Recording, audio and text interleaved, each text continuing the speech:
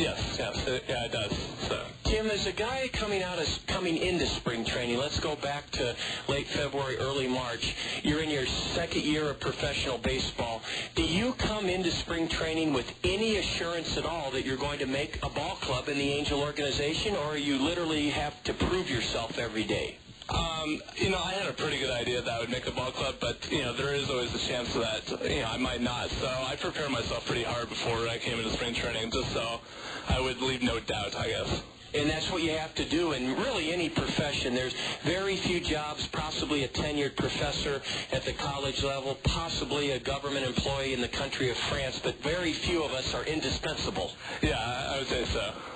Tim DeJurgis is with us on the South Slope Communications Triple Play Show. And, Tim, you and I share something. We're both pretty tall guys, and that presents some challenges in life. We don't get all the women either. Yeah, and riding on the buses isn't very easy either. A lot of cramps, a lot of backaches. You got that right. I even have to go to Tall Men's Shop for most of my clothes, and I can't be assured that when I walk into a shoe store that they'll have my size 15. How do you deal with those challenges? Ordering out catalogs. I keep clothes for a long time. I don't go shopping too often, so find clothes that fit, and I go with them. That's what I do, too, Tim. If I see a 36 inseam in a pant and the waist size, I'll order 3 or 4 pairs of pants with that long inseam. Sure, yeah. Long inseam's pretty tough to find.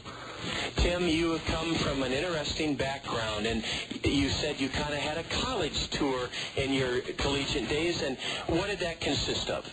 Well, after high school, I went to a small junior college in Tucson, Arizona, Pima Community College, and after Pima, I transferred to a D1 out of California. Where was that? University of the Pacific. It was in the Big West Conference, and things didn't go as well as I planned, so I transferred to Regis University, where I still had contacts there with the head coach, Dan McDermott. We saw, the same point of view on things. I had a good friend that went there, my best friend who I played with since high school, and he loved it there, so I transferred there, and I had a really good experience at Regis. We'll talk about that in a moment, but in the world of collegiate baseball, it does help to have contacts and know people? Yeah, I would say so. I mean, you still have to go out there and perform, but it does help you, I think, get into places. And, with Dan McDermott, Coach McDermott, we had a good relationship, and we worked things out. We had another tall, flame-throwing right-hander here last year. He's with Rancho Cucamonga this season, Frederick Deloiza-Gacarni. You guys are somewhat familiar with each other. Yeah, Fred and I are good friends. I talked to Durf, as he is so affectionately known, about a lot of things. He's been a mentor to me. And how did you like pitching in Denver, Colorado? People the other day, that it was the first 1-0 shutout of the Rockies at Coors Field. What are the challenges pitching in the thin air? You leave a ball up, and it'll drift out of the ballpark pretty easily. The air's pretty thin, so it's not as horrific as everyone makes it out to be, but the ball definitely does carry there a little bit more. So it really isn't an excuse for the Rockies pitching staff, but it is a factor. It is a factor. I'm not going to say what their excuses are. I've never pitched professional baseball in Denver or in Colorado at that altitude, but it definitely is a factor. Who are some of the people that Regis University plays? Because I know the state of Colorado isn't chock full of Division I, II, III, or NAIA programs. Who would be on your schedule, Tim? Well, there are a lot of D2 teams out of Colorado, like Colorado State Pueblo, Mesa State, Metro, a couple teams out of Kansas, one team out of New Mexico. So you don't have to do terrible travel? Not terrible travel.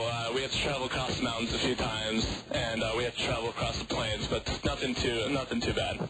Regis University, I believe you told me at our Amana banquet 2 weeks ago, is a Jesuit institution. Explain to our listeners what that means. Well, the Jesuits they're a Catholic order who are big into education, so Jesuit education is very well-rounded in philosophy, languages, and other things like that. So you get a little bit more well-rounded education. Did you study hard at Regis? Yes, I did. It's a pretty tough school, but I liked it a lot. Did you take things like religion, Western civilization, philosophy? Yes, I did. And they didn't really press their own religion. They just pressed all religions. I took world religions, and they really just want you well-rounded and have a better scope of what the world is. Sounds like a true liberal arts education. Yeah, it was. It was a very open-minded school.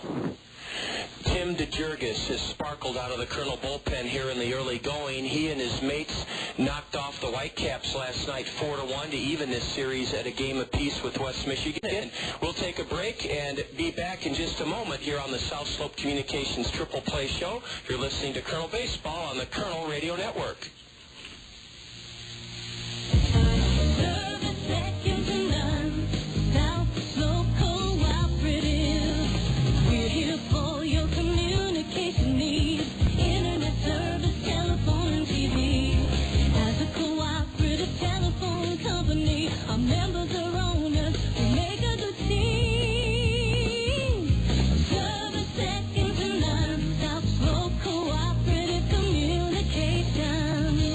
Communications Triple Play, voice, video, and data with South Slope Cooperative in North Liberty.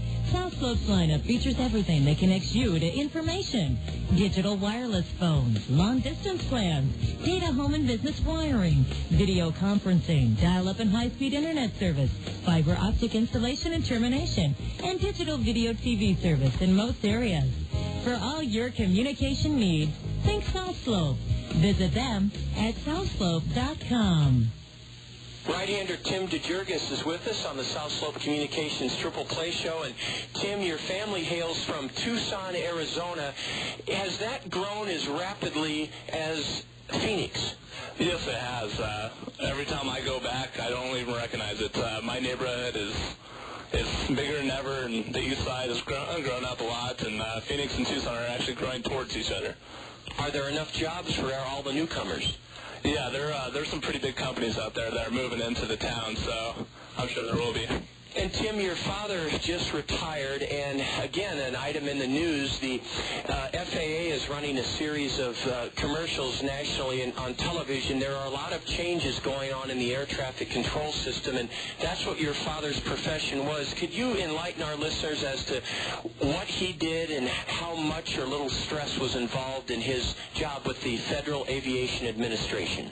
Well, he was a air traffic controller in the younger part of his life, and then he ended up running the computer systems. He was a system data analysis specialist for the FAA, so he did a lot of work with the computers at the FAA on the Davis-Monthan Air Force Base, and there was a lot of stress in his job just because of the sheer responsibility. So now that he's retired, I'm sure he's enjoying working in his wood shop and just being with my mom, and they're traveling a lot and having a good time.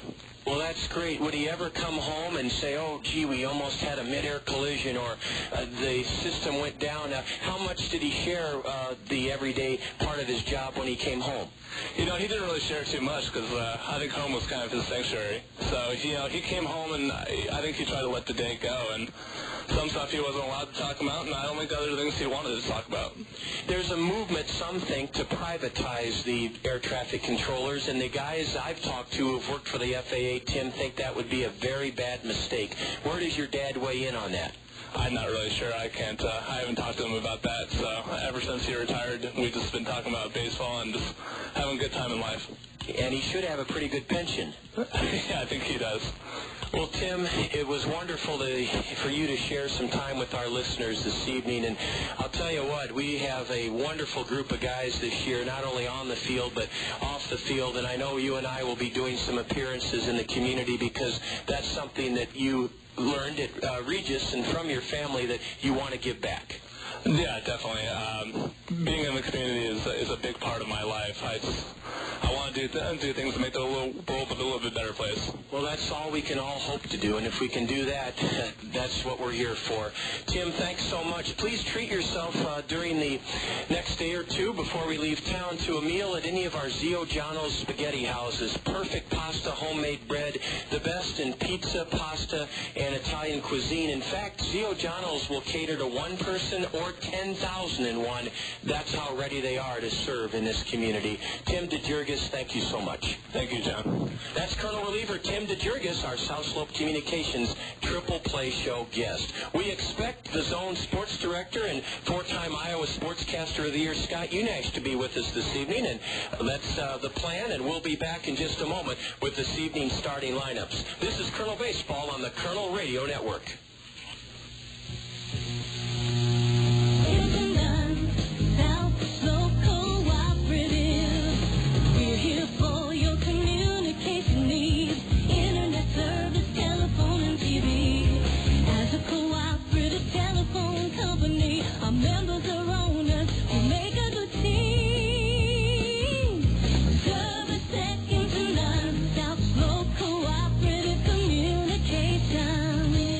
Communications Triple Play, voice, video, and data with South Slope Cooperative in North Liberty. South Slope's lineup features everything that connects you to information. Digital wireless phones, long-distance plans, data home and business wiring, video conferencing, dial-up and high-speed internet service, fiber optic installation and termination, and digital video TV service in most areas. For all your communication needs, think South Slope. Visit them at southslope.com. Our remarkable stretch of unseasonably warm and mild spring weather continues here in the City of Five Seasons. We're at Veterans Memorial Stadium, where the Kernels are about to take on the Detroit Tiger minor leaguers, the West Michigan Whitecaps, in the third game of a four-game series that has seen the club split the first pair. Good evening, everyone. John Rogers, and we're glad to have Scott Unash alongside here on the Kernel Radio Network, 1450 KMRY. Eric Walker is joining us again this evening from KMRY to help engineer this broadcast. And what an evening it is. 68 degrees, a very light breeze blowing out towards right center. That's a shift from the last two nights when the wind has been blowing either in or across the diamond. Tonight, it's blowing out. And we have a duel of lefties. Kelly Shear, 21-year-old Kernel Southpaw, will be making his third start of the season on the hill for the home team. Kelly, a no decision in a Kernel 7-2 win last Thursday night in Wisconsin, in Appleton, against the Timber Rattlers, and he'll be opposed by lefty 21-year-old Ramon Garcia. He's from the Dominican Republic. Garcia was a tough luck 2-1 loser his last time out Thursday in Grand Rapids against Southwest Michigan. The Kernel record is 7-5, second place in the Western Division first half standings. The Kernels trail first place Kane County by just one game. West Michigan is in third place in the 16 Eastern Division Midwest League standings with a record of 6-5. Here is the starting lineup for Matt Walbeck, the 11-year former big league catcher who served time with the Cubs, Twins, Tigers, our parent club, the Angels, and the Philadelphia Phillies. Leading off is a spark plug. He's just 5'7". He's fifth in the league with a .354 average. Second baseman, Will Rhymes. He's tied for the league lead with 17 hits. Batting second, a switch-hitting thunderous offensive catalyst, Mike Hollimon. Hollimon is a .366 hitter, fourth highest average in the league. Hollimon, a switch hitter, batting second at short.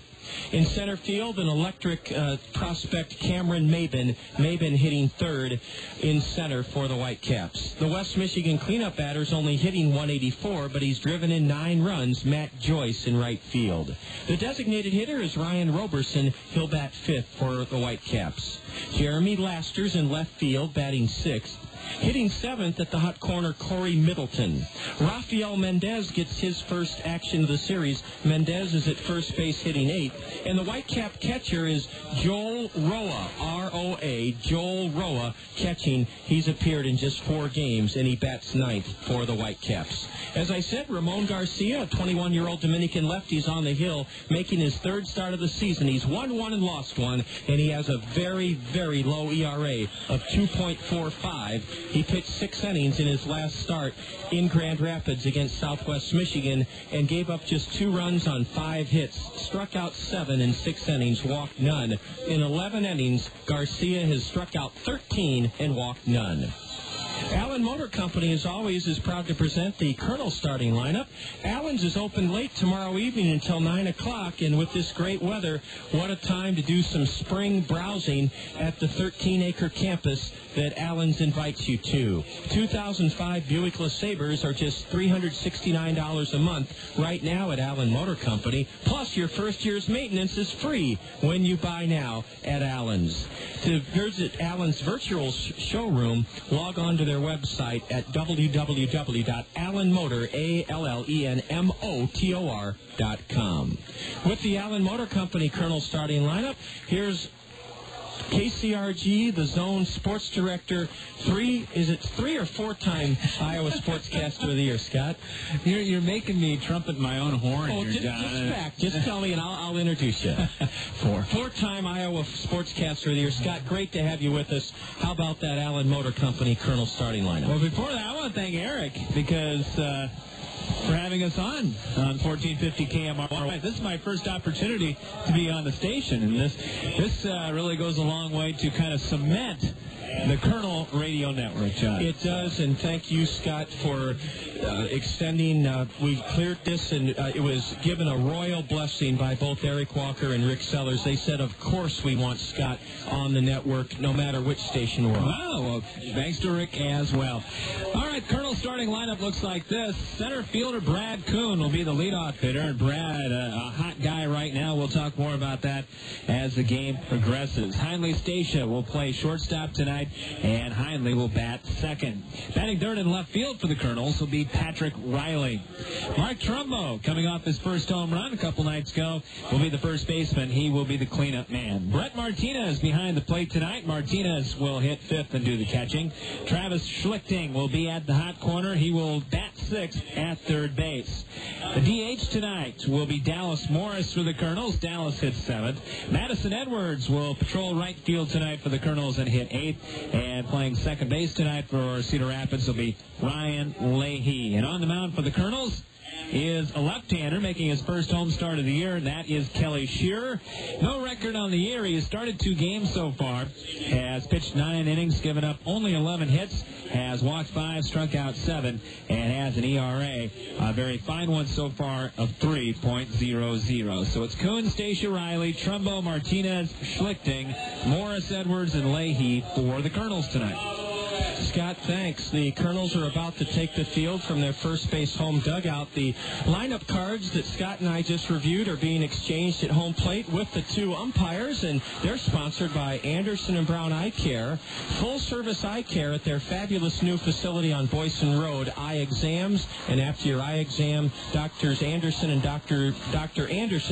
Brown can set you up with glasses, contact lenses. The building on Boyson Road, sparkling brand new, is wheelchair accessible, including the exam rooms. Things are coming into focus at Anderson and Brown Eye Care, and they sponsor our umpires.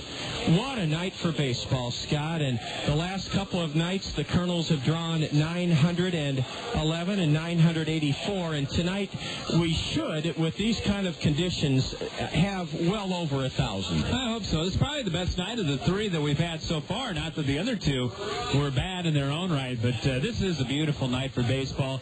And it's probably going to stay in the 60s, probably will maybe drop down to the high 50s by the time all is said and done tonight. But can't beat this April weather here in Cedar Rapids. Boy, let's hope it lasts for the Drake Relays. I heard your 19th hole interview with the Drake Relays director, and if the weather's anything like this in Des Moines for the Drake Relays, they'll have, well, they always sell out, but they'll have standing room only. Yeah, and it's going to be fantastic. They had that big Friday night get-together down there, the first ever Friday night session under the new lights over there. So it's going to be quite a spectacle down there. Well, the Hot Corner Grill is running strong. We can tell that, Scott. They're killing me. It's bellowing from the tent underneath the Hot Corner Grill on the third base tarmac, and it's making its way across the diamond. The Kernels have taken the field. We're going to pick up a tribute to our armed forces from Wendy's on the Rockwell Collins LED board. Then Marcia Hughes will honor America with the Star-Spangled Banner.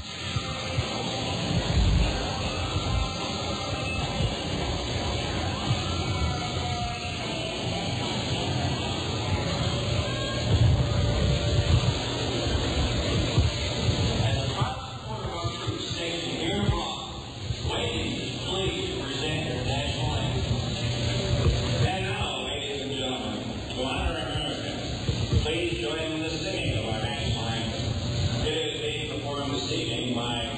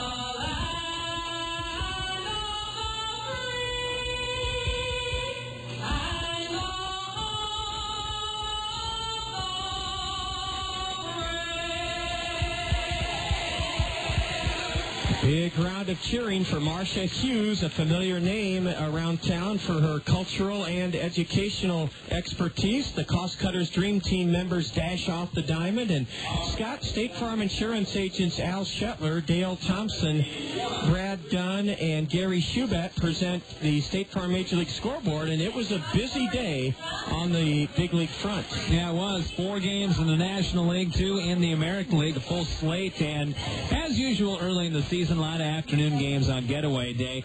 National League, Cincinnati came from behind, I believe 3 in the 8th and 1 in the 9th, and they topped Florida 9-8. Reds continue to play pretty good baseball. Speaking of playing good baseball, the Cardinals shut out Pittsburgh 4-0. Edmonds with a home run in that game for St. Louis. Atlanta shaded the Mets 2-1 as Tom Glavine suffers his first loss of the year for the New York Mets at the hands of his former team. San Diego, another one joining the 13-run club as the Padres club the Rockies.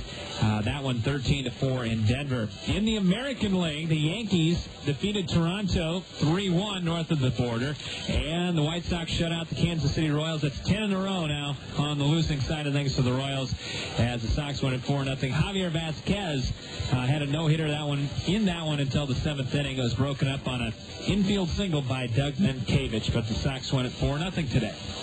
Well, Scott, thanks so much, and we thank our sponsors of the State Farm Major League Scoreboard, State Farm Insurance agents Dale Thompson, Gary Schubat, Brad Dunn, and Al Shetler. We'll keep you abreast on the games tonight. Right now, though, we're ready for baseball on this sparkling 69-degree Wednesday evening. The series tied at a game apiece, and Scott, here's a guy you'll enjoy watching play. They list him at 5'9", 155, and I'm not disputing. Well, I think he's 5'6", and it's Will Rhymes.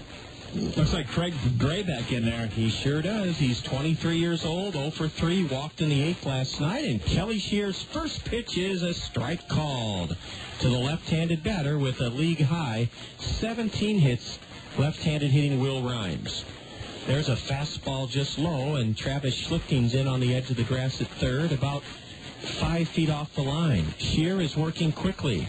The tall Colonel lefty brings it, and a bouncer to third. Schlichting had him defensed perfectly on to first. One away here in the top of the first inning. Yeah, you mentioned this is Kelly Shearer, the left-hander's first start at home, John, and the home folks' first chance to see him, obviously. Tall, lanky left-hander, and does not take much time out there. He gets it and pitches it. And that's what keeps your defense sharp, because they have to maintain that on-their-toes position. Switch hitting Mike Hollimon standing in from the right side, and the first delivery is low, over but low. Hollimon hitting .366, 4th highest average in the league, a homer, 5 RBIs. He's 3 for 9 in the series, and he swings late, tips it foul into the mid of Brett Martinez for strike 1. Hollimon, despite hitting .366, John, was the last guy hitting balls off the tee up to about 8 minutes before game time tonight. There's always a reason a guy's successful, and it usually boils down to what you just said, Scott. They outwork everybody. Yeah, and this guy, you can just tell, he's a good hitter up there. Strike 2 at the letters to Mike Hollimon, and he shoots the next pitch foul onto the first base grandstand roof. Holliman's from Oral Roberts in Oklahoma. He lives in Dallas. And he cut the Colonel lead to 3-1 last night with an RBI single in the 8th. The Kernels turned back the Whitecaps 4-1. Nobody on, 1 out, and the next one is outside from the Colonel lefty, who wears his Red Sox up high, Kelly Shear. Hollimon leads the league with a .469 on-base percentage. He corks it foul. That one almost tipped Matt Walbeck over like a bowling pin, Scott. He had just enough hops to get out of the way of that one. It was coming at him pretty good. Moves pretty well for a former catcher. I'll say that. He didn't flinch a bit. He just leaned out of the way. Matt Walbeck coaching at third for the Whitecaps, who wear gray road uniforms and dark blue socks, dark blue batting helmets.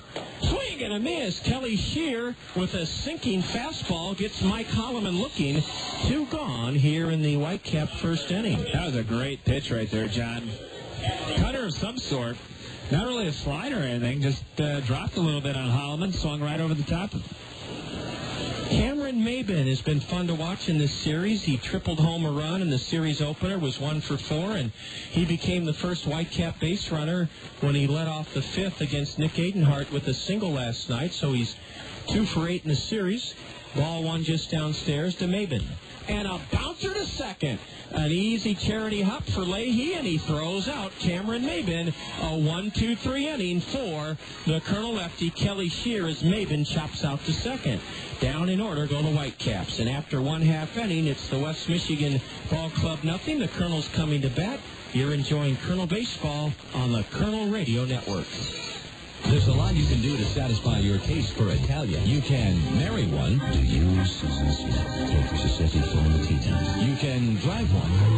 Or you can go to Zio Giano's and feast on Zio's homemade bread, pizzas, and pasta, authentically prepared as Zio Giano's famous Italian style. Zio Giano's for the hometown taste of Italy. Oh, come to Zio Giano's, a pasta makes you Zio. Come to Zio Giano's for the Italiano. Come to Zio Giano's, the pasta. What do I get at Cost Cutters? Hey, my hair is my trademark. I gotta be able to count on a good cut and stuff to keep my hair looking thick, even if it's not. I get a good cut, no long wait, a smile, and a little something left over in my wallet. I get little trims that keep my hair long and healthy, and stuff to make it loose and curly one day, straight and sassy the next. With expert stylists trained in the latest trends and techniques and your favorite professional styling and hair care products, you'll always get what you're looking for at Cost Cutters. At Cost Cutters, you can always count on convenient, affordable, professional care and products that help you create just the style you want. At Cost Cutters, you'll always get a little more. What do I get at Cost Cutters? A slick, clean cut, great highlights, and a little wig from the hottest stylist I've ever seen.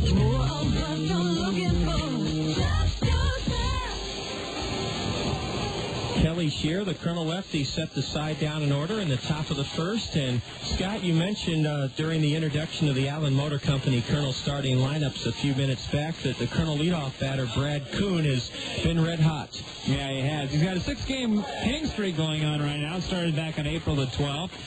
And he has been walloping the ball. 2 for 4 last night with an RBI in the win. Yes, he drove in the first run of the game with a ground ball out in the 5th inning. Kuhn has raised his average to 292 during the 6-game hitting streak. No homers, 5 RBIs, and the West Michigan lefty pours in a strike on the outside corner, Ramon Garcia. This guy is a tall, lean, lanky southpaw. Kuhn with a line drive foul over the grass slope seating berm down the left field line, and it's 0-2 to the Colonel left-handed hitting leadoff batter. This guy kind of reminds you a little bit in his motion of a left-handed Pedro Martinez a little bit. He sure does. He rocks back and bends his back and then pitches, and the 0-2 is slapped foul into the screen. He's being caught by Joel Roa, R-O-A, and they look like they might be in sync already.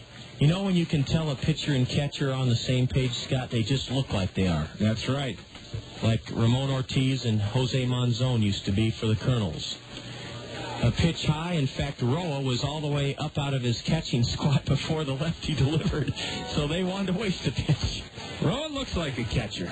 Built a lot like a catcher. He's limber. He looks like a young Manny Sanguillen back there. A change up in the dirt, and it's ball 2 to Brad Kuhn.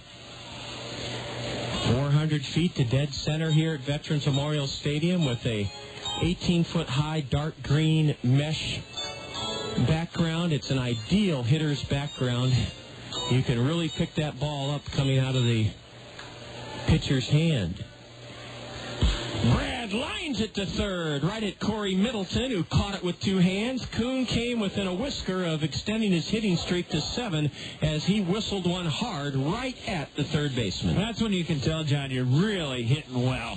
Even when you make outs. I mean, they're loud outs. And Kuhn hit that ball right in the button, hit it right where it was pitched on the outside corner, just happened to line it right at Middleton. One out in the Kernel first, and a high drive to deep left center by Heinle Stacia. It'll bridge the gap between Laster and Maybin off the base of the 378 mark, and it's a one-out stand-up double for Heinle Stacia. He leads the ball club with 5 doubles, and man, Scott, he looked like he knew what was coming. Yeah, he did, and wind is blowing out to center field, John, and going pretty good clip at about 15 miles per hour, and just didn't get the elevation he needed to get that one out, but still rattled it in the left center field and got a double out of it. An RBI chance for Patrick Riley. Patrick was a popular fellow this morning on behalf of Toyota Financial Services, the Gazette, and the Kernels. He arrived at the clubhouse at 8:15, and we went to Prairie Crest in the College Community District, and Viola Gibson, kind of on opposite sides of the spectrum here, Scott, but when you get on 380, it's not too bad. Not too bad. Your GPS was out of whack when you set up the schedule on this one, John. Hey, when the principals say they can take us, I pencil them in, and we made it to both places on time. Ball one high to the Kernel left-handed hitting Patrick Riley, and he golfs one off the end of the bat foul out of play to the left. 1-1. Patrick was 1 for 4 last night. He singled, stole second, scored in the 6th inning to up the Kernel lead to 2-0. No score here tonight. We're in the bottom of the 1st inning, and Heinle Stacia's in scoring position for the 343 hitting Patrick Riley. Garcia brings it, and a high pop foul over the grandstand roof behind home plate. Riley has an extremely open stance, and Scott, right now, Garcia has a pronounced advantage because he's standing in bright sunshine on the rubber, and then the dirt path leading towards home plate is in Shadowland. Yeah, this is a big advantage for the pitcher, probably for just this inning only.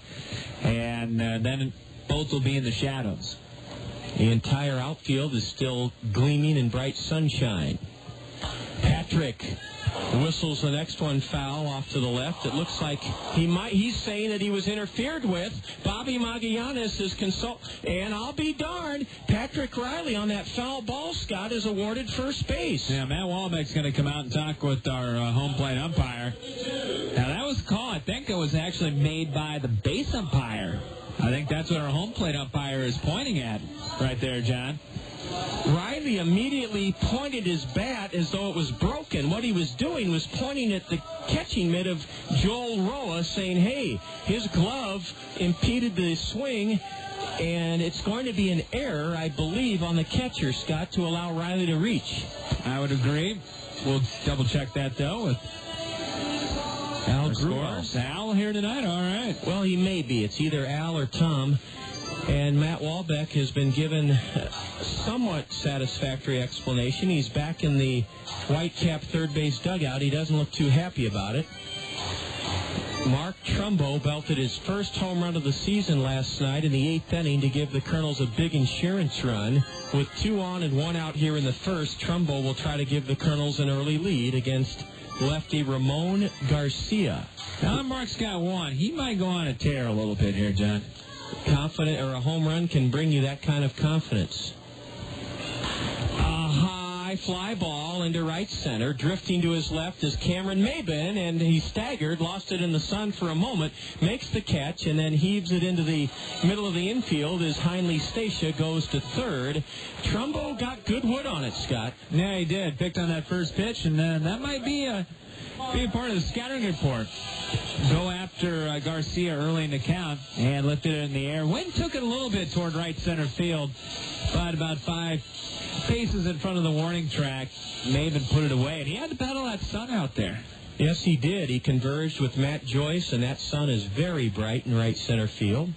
The Kernels look for a 2-out jolt from Brett Martinez, runners at the corners. Brett's a right-handed hitting catcher, and he first pitch swings and fouls it on top of the grandstand roof. You could hear it clank up on the roof for strike 1. Martinez was 3 for 3 last night. His Texas League run-scoring single put the Kernels up 2-0 in the 6th inning.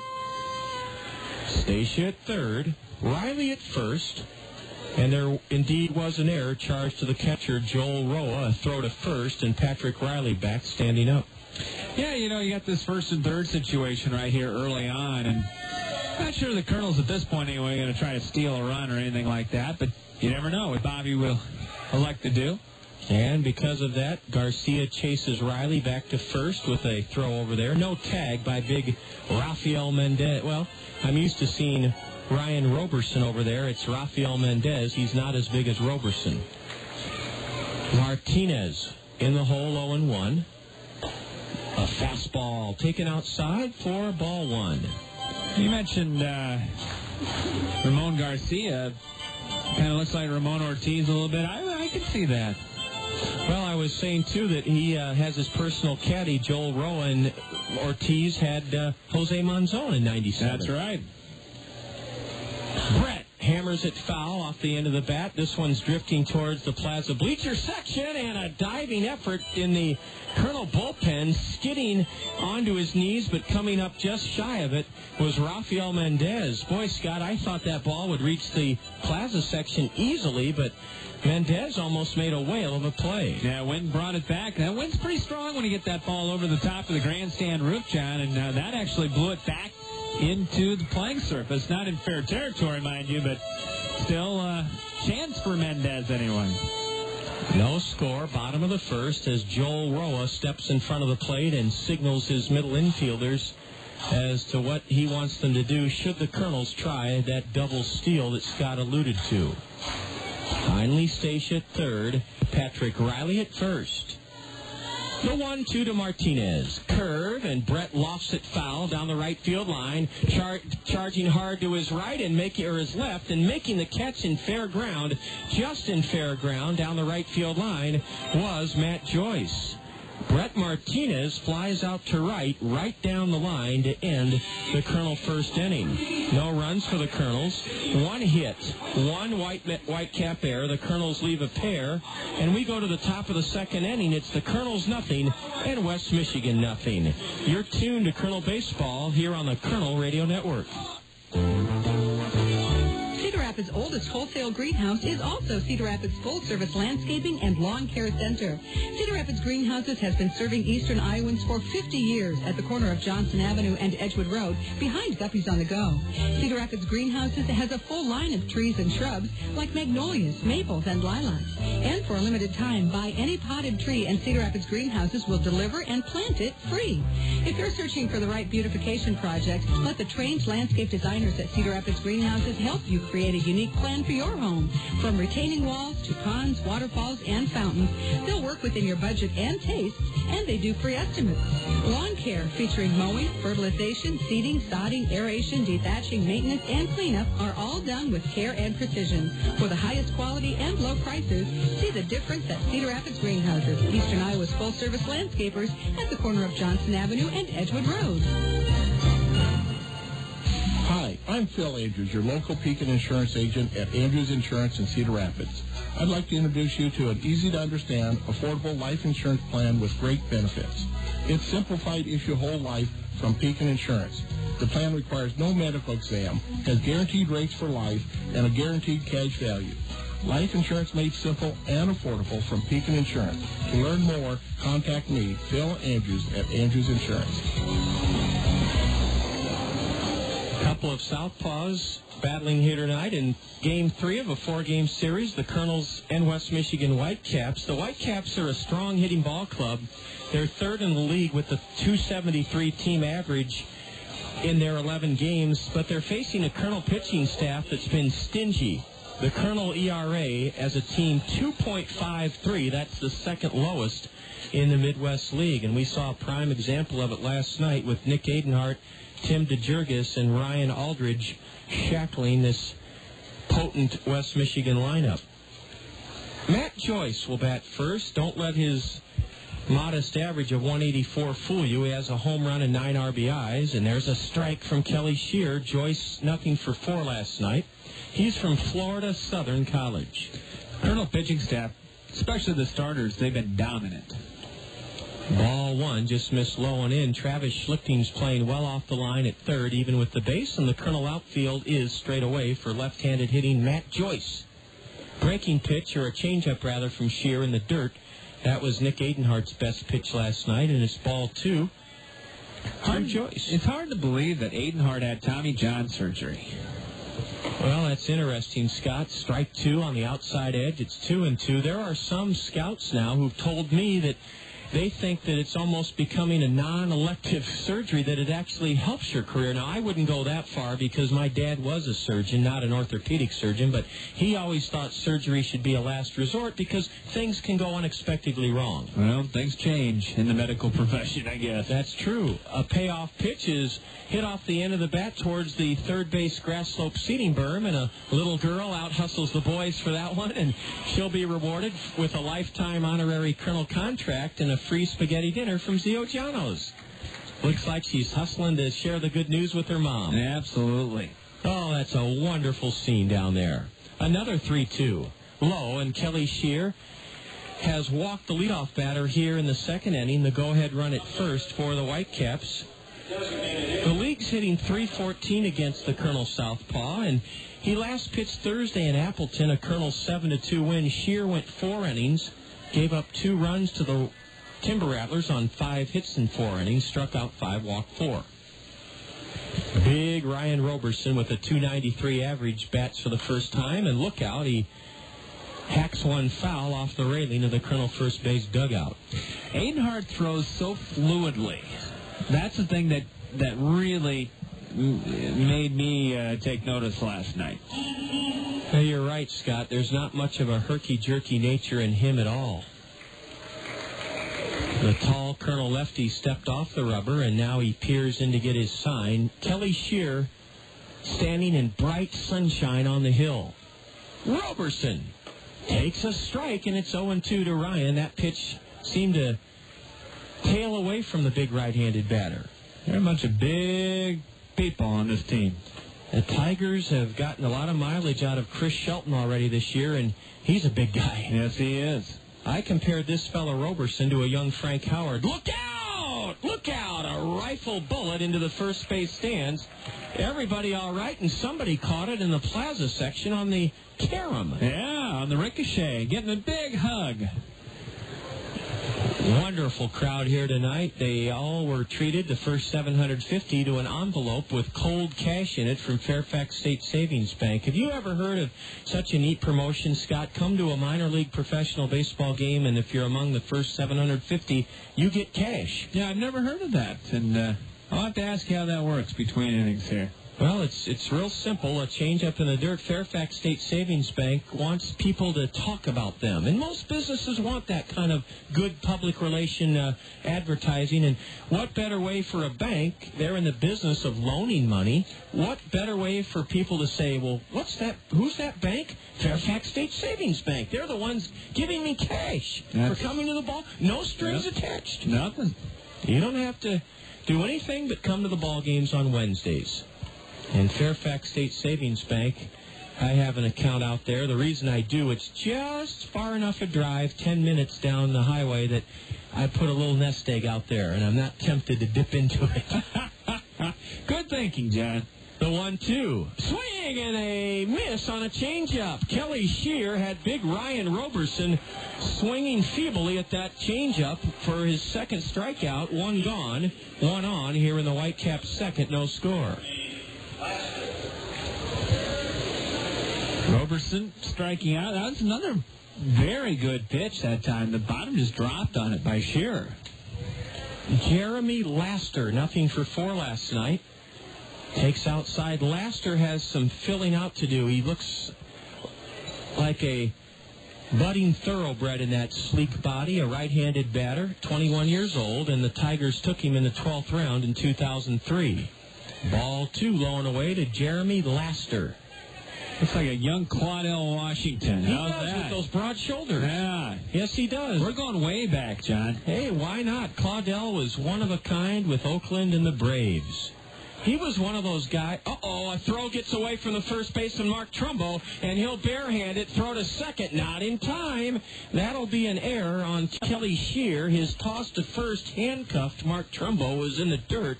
Mark got a piece of it, but it bounced to the railing of the Colonel first base dugout, and before Trumbo could retrieve it and fire to second, Matt Joyce Made it in safely sliding, and I believe that's an error on the Colonel pitcher. Yep, E1. Swing and a miss by Laster.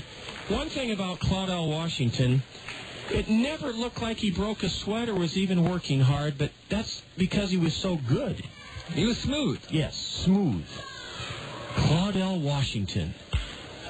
A curveball lashed foul past first into the Colonel right field bullpen. Laster even on the count now. 2 balls, 2 strikes. We're in the top of the second inning on a beautiful Wednesday evening. And there is no score. Whitecaps getting some pretty good swings right now on Kelly Shearer. Kelly comes set just above the belt, checks second, and a curveball is knuckled foul. Laster just got a piece of it and rolls it foul to the on-deck hitter for the Whitecaps, Corey Middleton.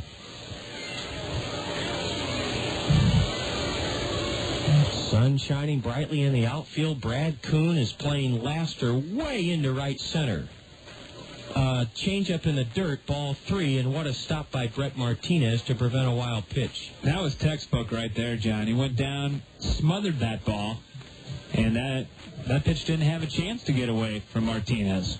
And you mentioned Mike Hollimon working so hard for the Whitecaps before the game as one of the league's leading hitters.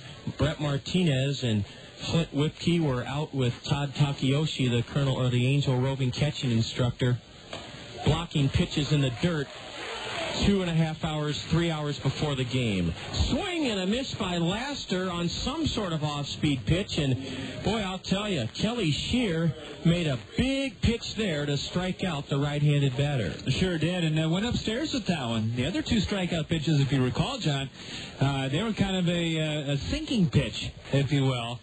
Cutter on the first one, a sinker on the second one. That one was just a change up high and swung through by Laster. Corey Middleton with a chance to give the Whitecaps the lead. A pitch between the legs of Martinez, and the runner tries for third. He's safe. Brett Martinez got a very fortunate bounce off the concrete at the base of the backstop and made it close at third, but the pitch went through his wicket, and it's a wild pitch on Kelly Shear.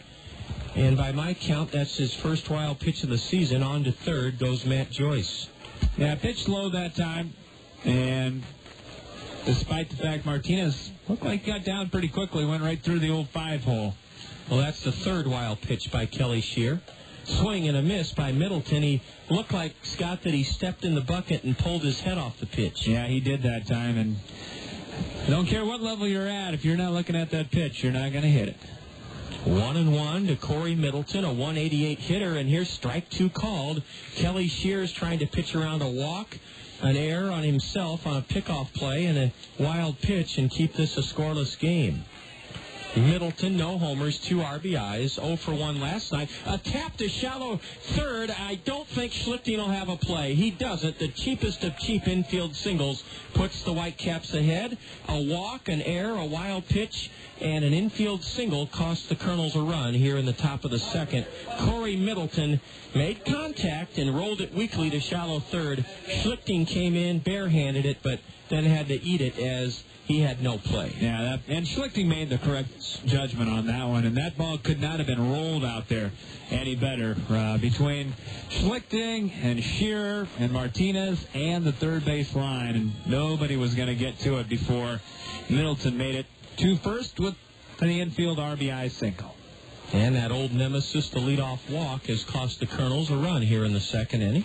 1-0 Whitecaps, a throw to first, and Middleton with no steals. He hasn't tried to steal yet this year. Is back standing up. Rafael Mendez hasn't played in this series yet. Right-handed hitter. Ball 1 drifts high and away to the right-handed hitter. No homers, no RBIs. Mendez wears his dark blue socks up high. The Whitecaps socks almost look black. Yep, that dark tiger blue. Ball 2 misses outside, and Mendez from Puerto Rico peers down at Matt Walbeck, who's flashing signs from his third base coaching position. 1-0 Whitecaps, 2 gone here in the second inning, and there's ball 3 upstairs. Kelly Shear has not been able to throw a strike yet to Rafael Mendez. Let's see if the Whitecaps turn him loose. On the 3-0 count. The pitch. Ball 4, everybody in the ballpark waiting for the plate umpire to signal strike, but he wouldn't. And it's a 4-pitch walk to Mendez. Let's see if Kernan Ronan pays a Mercy Medical Center visit to the mound. Yes, he does. Kernan Ronan is out of the Kernel dugout, and he's having a Mercy Medical Center heart-to-heart talk with Kelly Shear. You owe it to yourself and the people who love you to find out what your risk of heart disease is with a $35 heart-to-heart screening from Mercy Medical Center. It's quick, easy, and convenient, and it could save your life. Call Mercy, 398-6821. A heart-to-heart visit to the mound, sponsored by Mercy Medical Center, and Kernan Ronan back to the Kernel first base dugout. Pretty good job by Kernan to come out there and talk to Kelly Shearer that time. Just kind of get his head back into the game. Kind of get that focus back. This is number 9 hitter. You want to get this guy right here. You don't want to have the top of the order coming up with the bases loaded or maybe another run in. Roa takes a big swing at a changeup and didn't get it. Brett Martinez couldn't find the pitch. It was at his feet, and Middleton and Mendez hold at second and first, respectively. Yeah, you're right. Joel Roa looks like a catcher. He has huge thighs, and he has a catcher's build, kind of not short, but compactly built. He's squatty. Squatty, that's right. And he rifles the 0-1 pitch foul. That almost hit a little girl walking up the steps of the plaza section, but she ducked for cover and no harm done. 0-2 to Roa. She knew the ball was coming. She sure did. Joel Roa uses a very short bat. It's brown colored, and he lifts his elbow high in the air, and he swings and misses on a pitch in the dirt. Brett Martinez has to track it down, and he throws high but out to first as Kelly Shear strikes out the side in the second inning. Joel Roa went down swinging, and then the strikeout was completed. Martinez to Trumbo. But West Michigan takes an early lead, 1 run on an infield single, 2 walks, 1 Kernel error, a wild pitch. The Whitecaps leave a pair, their first 2 stranded tonight. Kernels come to bat in the home half of the second, down by a run, 1-0 to the Whitecaps, and you're tuned to Kernel Baseball on the Kernel Radio Network. It's unheard of and industry first. A car and truck from the same manufacturer to win the coveted Motor Trend Car of the Year and Motor Trend Truck of the Year in the same year. And the award goes to Honda. Yes, the 2006 Honda Civic wins the Motor Trend Car of the Year, and the 2006 Honda Ridgeline wins for Motor Trend Truck of the Year. And you can find them both at Randy Keel Honda on Center Point Road Northeast. Randy Keel Honda is the home of confidence. Check out their huge selection of new inventory, including the Honda Civic Hybrid, with fuel savings of up to 50 miles per gallon on the highway. You owe it to yourself to see why Motor Trend voted the Honda Civic and the Honda Ridgeline the Motor Trend Car and Motor Trend Truck of the Year for 2006. Visit Randy Keel Honda in person on Center Point Road Northeast or online at randykeel.com. Randy Keel Honda, where they treat you right. Hy-Vee, the most respected and recognized brand name in our entire great state. Your Cedar Rapids and Marion Hy-Vees value the vital role professional baseball plays in our community's fabric. Our treasured tradition of affordable, wholesome entertainment that brings families, friends, work colleagues, and customers together for lifelong memories. Your Cedar Rapids and Marion Hy-Vees are proud to support the best thing going in eastern Iowa, the wonder of Kernels baseball. Travis Schlichting, Dallas Morris, Madison Edwards. To bat in the second inning, 1-0 Whitecaps. Scott will have a look at Halo happenings as the Kernels bat here in the second. Results from around the parent club and their organization. And Travis Schlichting scored 2 of the Kernel 4 runs last night. He was 1 for 2, and he's batting .276 with 1 home run, 4 RBIs. Travis is a right-handed batter. This guy has a very, very good work ethic. He was out early this afternoon with Angel roving infield instructor Rob Piccolo taking ground balls from his knees on the grass, and he rips one off the of the left-hander. It rolls into shallow left for a leadoff single, and let's see how quickly the Whitecap trainer comes out to check out his lefty. He looks fine. Boy, Schlichting hit that ball sharply, Scott, and he drilled the left-hander in the ankle, but now he's pointing at the front of his foot, so it must have ricocheted off his toes. Well, actually, I think he was pointing at the right side of his, looked to be just above the ankle area. So it must have, didn't catch any bone, obviously. Kind of glanced off the right side of his right leg from where he was pointing. So he's ready to go. Trainer didn't come out, and he's ready to pitch. Schlichting with the leadoff single. The Kernels' second hit of the night, a lollipop curve, drops in for a beauty. Strike one to Dallas Morris. Dallas is hitting 100. No homers, no RBIs. He's playing for the first time in this series, serving as the Kernel DH tonight. Dallas has a narrow stance, slightly open, and a big hole through the right side of the Whitecap infield if the Kernels want to try a hit and run. There goes Schlichting, and a high fly ball into right will be caught by Matt Joyce. Schlichting got fooled, and it'll be an easy double play. A base-running mistake by Travis Schlichting.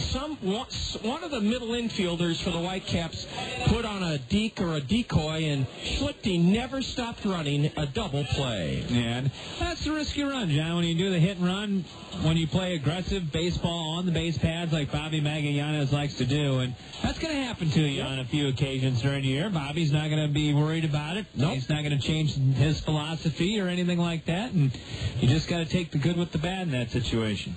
The double play goes Joyce to Mendez, 9-3, and all Dallas Morris did wrong was hit the ball in the air. If he'd have hit it on the ground, it would have been a beautifully executed hit-and-run single. Ball one in the dirt to Madison Edwards, and Scott has the first part of the Halo happenings. Yeah, let's talk about the parent club. The LA Angels of Anaheim tied for first in a logjam in the American League West, and they had a victory last night up at the Twin Cities 8-2, as every Angel except for All-Star Vladimir Guerrero picked up a hit, and that included 1992 Colonel Casey Kochman, who ended an 0-for-12 slide with a single in the fifth. Good news from the Metrodome. It's 3-0, meanwhile, to Madison Edwards, who steps out to tighten his batting gloves. Ramon Garcia has fallen behind the Colonel left-handed hitting right fielder Madison Edwards, 3-0. Ball four downstairs, a two-out walk issued by Garcia to Madison Edwards. Interesting, John, that all the walks, at least a couple of them, of the three anyway, have been issued by left-handed pitchers to left-handed hitters. Santana, by the way, former Colonel Irvin Santana, goes for the Angels tonight against Kyle Loesch for the Twins, and that one just about set to get underway up at the Metrodome in Minneapolis. Ryan Leahy helped the Colonels score twice with a pair of sacrifice bunts last night. 0-for-1, and ball one is upstairs to the Colonel number 9 hitter, Ryan Leahy. Well, Garcia's thrown 5 bad ones in a row right here, so kind of have to wonder to yourself if that glancing blow was causing him to get out of his rhythm a little bit.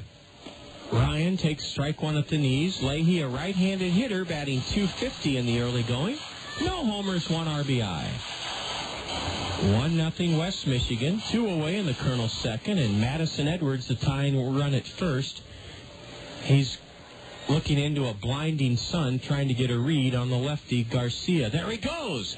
A changeup, a strike to throw to second, and a stand-up steal of second for Madison Edwards. He never had to slide. That's what a great jump he got, and it's his second stolen base of the season, and he's the tying run in scoring position with 2 out here in the second inning. Now, Garcia's got to do a better job of keeping guys on at first base. Schlichting had a great lead, too, John. He would have made it probably standing up as well if it wasn't for the hit and run being put out in the right field. A changeup just outside, 2-2. The deuces are wild now, 2 out. Runner at second, 2 balls, 2 strikes to Leahy, who's trying to tie this game with a 2-out base wrap.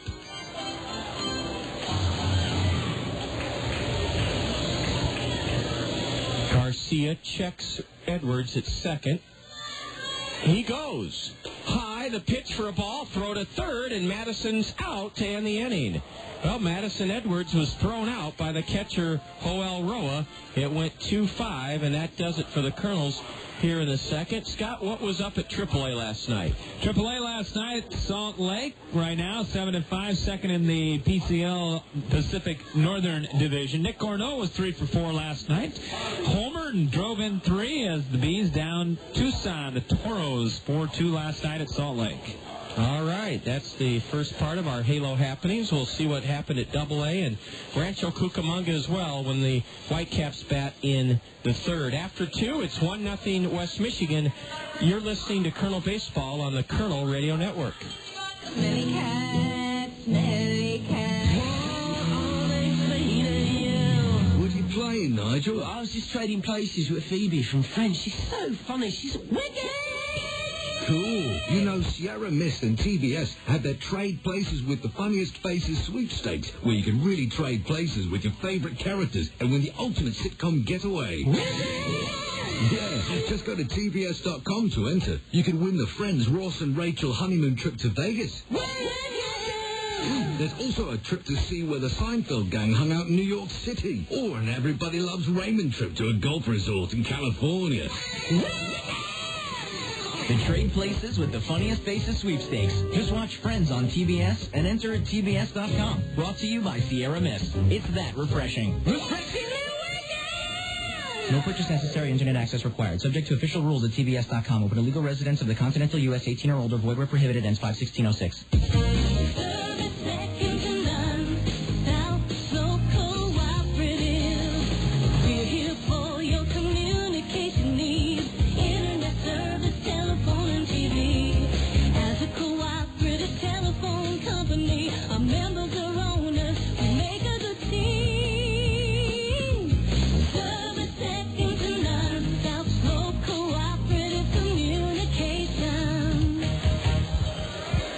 Scott Unash, John Rogers, and KMRY's Eric Walker, the morning host on 1450, and we're bringing you the third game of the 4-game series pitting the Kernels against the West Michigan Whitecaps, and it's 1-0 visitors as we go to the third. Will Rhymes swings late and misses.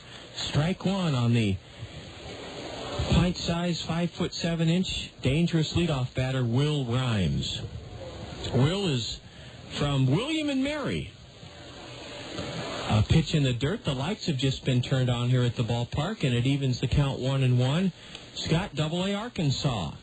AA Arkansas, the Travelers are third place in the Texas League North as they succumbed last night 5-1 to Tulsa. That game played in Little Rock. Stephen Shell allowed 3 runs on 9 hits over 7 2/3, so didn't pitch too bad last night, but Arkansas fell to Tulsa last night. There's another name from that 2002 Kernel team, Stephen Shell. Foul to the screen by Rhymes, and now a swing and a foul into the mid of Brett Martinez. That is 5 strikeouts in 2 1/3 innings by Kernel southpaw Kelly Shear. Boy, he kept that pitch down, down, down. Yeah, he's doing a good job changing speeds, changing locations, and he's done a real nice job here through the first couple frames and one out here in the third. A walk and a throwing error on his part costs the Kernels a run in the second. A changeup is in for a strike to switch-hitting shortstop Mike Hollimon. Hollimon struck out in the first inning. 1-0 Whitecaps, top of the third. Hollimon hit .277 with Oneonta last year and belted 13 home runs in 72 games. Well, Kelly Shearer so far, John, has tied his season strikeout high. And we're only in the third inning. Hollimon in the hole, 0-2. Swing and a miss, strike 3. A 3-pitch strikeout of one of the league's best hitters, Mike Hollimon, by Kelly Shear, and that is 6 strikeouts for the Kernel lefty. Yeah, and that's the last 5 outs have been recorded via the strikeout by Kelly Shear, and needless to say, that's now a season high in strikeouts for Kelly.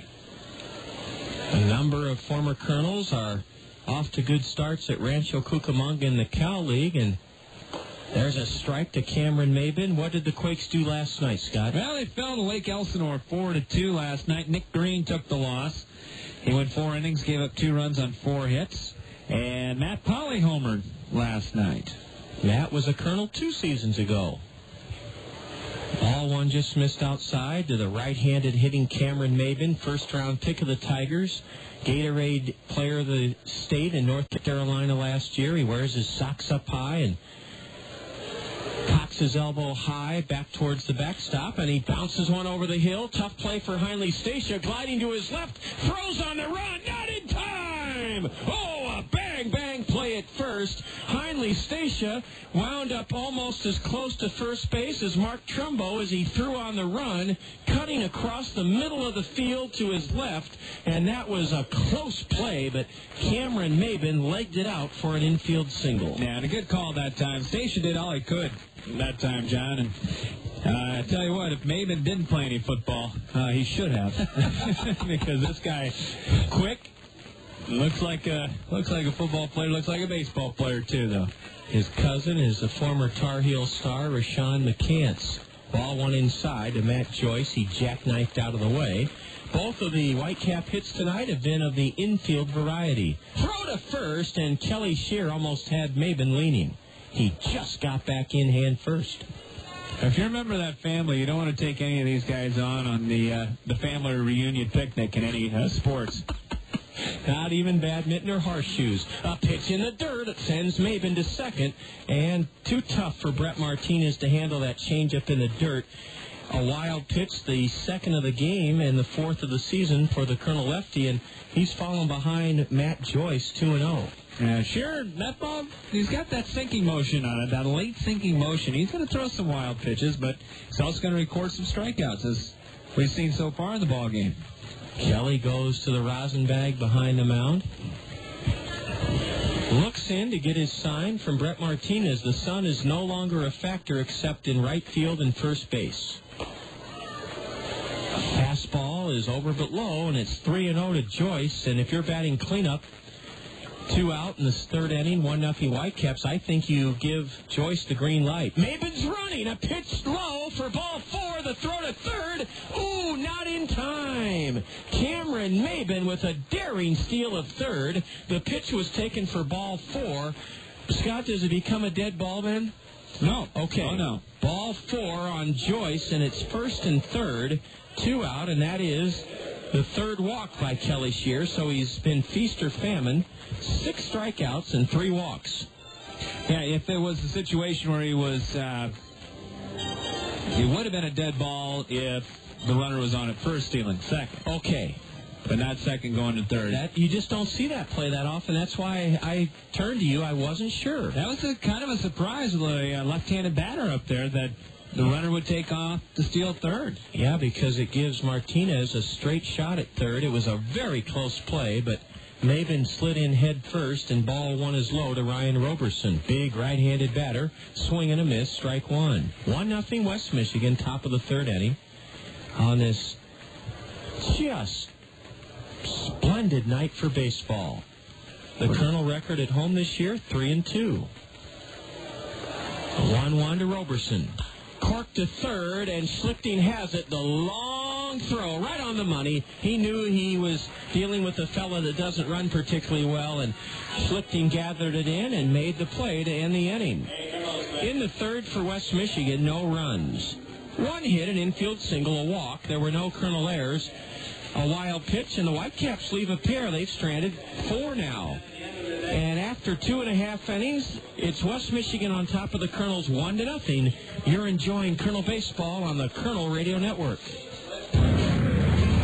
Sylvia, you know that cruise you've always wanted? Yeah? Well, there it is. That would be our house, Bob. Are you feeling all right, dear? Well, this is so cool.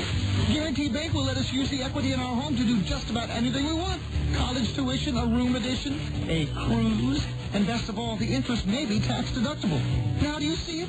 Oh, the sun, the waves, the tropical breezes. Ooh, now I see it. It's a convertible. The sun on my face, the wind in my hair. See your guarantee banker in Cedar Rapids, Marion, or Hiawatha, and use the equity in your home to do whatever you want, even if it's just to get out of the house. The feel of the road, the roar of the engine. The roar of the... Hey, it's my kind of life. Keep your hands off my Porsche, Bobby boy. Guarantee Bank. FDIC equal housing lender. Consult your tax advisor for interest deductibility. Some restrictions apply. If you're looking to enhance your property's appearance, function, or value, make the experts at King's Material your most reliable teammate. Retaining walls? You bet. Custom patios? Bingo. Walkways and steps? King's Material says yes.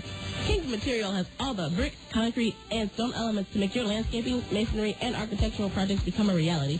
To view the astonishing array of beautiful and innovative products King's Material can bring to your home, yard, or business, visit King's online at kingsmaterial.com. With the lights on and the Kernels batting in the bottom of the third, 1-0 West Michigan, Ryan Leahy was at the plate when Joel Roa gunned out Madison Edwards to end the Kernels' second. Madison was trying to steal third base. So a new start for Ryan Leahy, right-handed hitter. And he shoots it in the air hard, but right at the right fielder, Matt Joyce, who comes in a step or two to snare it. 1 pitch, 1 out here in the Kernel third inning. Another Kernel hitter, John, going after the first pitch tonight, which seems to be a trend developing. The Kernels have met with pretty good success against lefties this year. They're batting .273 against southpaws, only .230 against righties. Brad Kuhn lined out to third to open up the Kernel first. He's riding a 6-game hitting streak. A changeup drops in from the lefty for strike one called to Kuhn. Two teams that get it done in different ways, John. You mentioned West Michigan. They're a big hit bunch. They don't steal a lot of bases, and Kernels are the other way. They lead the league in stolen bases, and they manufacture runs. And only have 3 home runs on the year, and the Kernels have also shined on the field. They've made just 11 errors in 12 games, now 12 errors in 13 games with the errant pickoff throw by lefty Kelly Shear in the second inning. Strike 2 to left-handed hitting Brad Kuhn. Kuhn leads the Kernels with 5 steals. He has no homers, 5 RBIs, a .292 average. Brad knuckles it to the left side, over to get at the shortstop Hollimon, and he throws out Kuhn by half a step. Mike Hollimon had to shuffle like he was playing defense in basketball to his right. Good footwork, and he gets his man. 2 gone here in the Kernel third inning, 1-0 West Michigan. Of course, Brad still on the hook to try to continue that 6-game hitting streak he's got going. A little later tonight, in the top of the 6th, Scott and I will have a chance for you to earn a Springhouse gift certificate for $5. With the Springhouse trivia question, we'll have our baseball fun fact. Finally, Stacia takes high. He doubled into left center his first time up. The next pitch is upstairs, and ball 2 to Heinley, a switch hitter batting right. Stacia grew up on the island of Curacao, and he told us 2 nights ago on the South Slope Communications Triple Play Show, that's the home of Andrew Jones. A high, lazy fly ball down the line and left, and plenty of time for Jeremy Lassiter to mosey in and tuck it away. The Kernels go in order for the first time tonight in the bottom of the third inning. Scott will be along with the middle 3 for you here in a moment. After 3, 1-0 Whitecaps. You're listening to Kernel Baseball on the Kernel Radio Network. Reading stimulates a child's imagination, increases their mastery of subject matter, improves their spelling and vocabulary, and opens up new worlds of discovery. That's why Toyota Financial Services, the Gazette, and the Kernels are teaming up to encourage elementary students throughout the community to read. Kernels players will visit 38 elementary schools this spring to talk with students about the benefits of reading. Girls and boys will then be rewarded with nifty prizes for achieving reading milestones. Toyota Financial Services, the Gazette, and the Kernels, proud to stand behind our community's youth through reading. Next up, a musical taste of Dr. Pepper. It's a new spin on an old vibe. From me to you, a tasty sip of Dr. Pepper for your ears, and it starts like this. I'm a pepper, he's a pepper, she's a pepper, we're a pepper, wouldn't you like to be a pepper? Now that's cool, but pepper is a little better. So let's slide in a taste of this.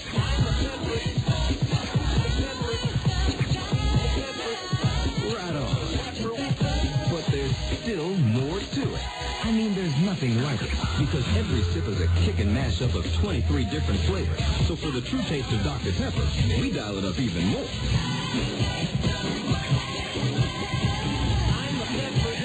You know it. With 23 flavors mixed into one bold taste, every sip is a cool mix of music to your mouth.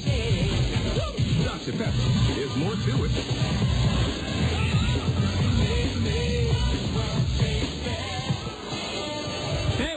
to Veterans Memorial Stadium alongside the voice of the Kernels, John Rogers, Scott Unash, on this beautiful Wednesday night here at Veterans Memorial Stadium. 1-0 as we head to the fourth. West Michigan on top of the Kernels. It'll be Jeremy Laster, Corey Middleton, and Rafael Mendez to face Colonel left-hander Kelly Shearer, who's got a season-high in strikeouts so far in 6. He's also walked 3 and has uncorked a couple of wild pitches. A lone run in this game came in the top of the second inning.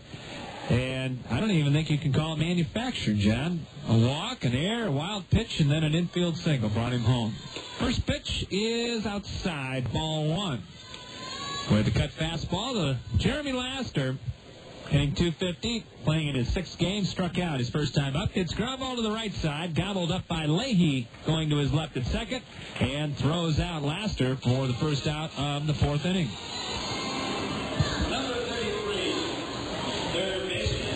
That'll bring up the third baseman, Corey Middleton, and he was the man that brought home the game's only run. That on a little dribbler up the third base line, right between the pitcher, the line, third baseman, and the catcher. Slow curve and a line drive to left, and that'll fall in for a base hit. Played on a couple hops by Patrick Riley, and a solid first pitch single by Corey Middleton, and he's 2 for 2.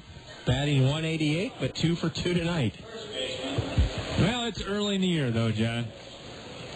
Yeah, I hearken back to Pete Rose's sage quote from the 60s when I was a kid following baseball every day. Pete always said, don't even check the Major League standings till school gets out. That's right.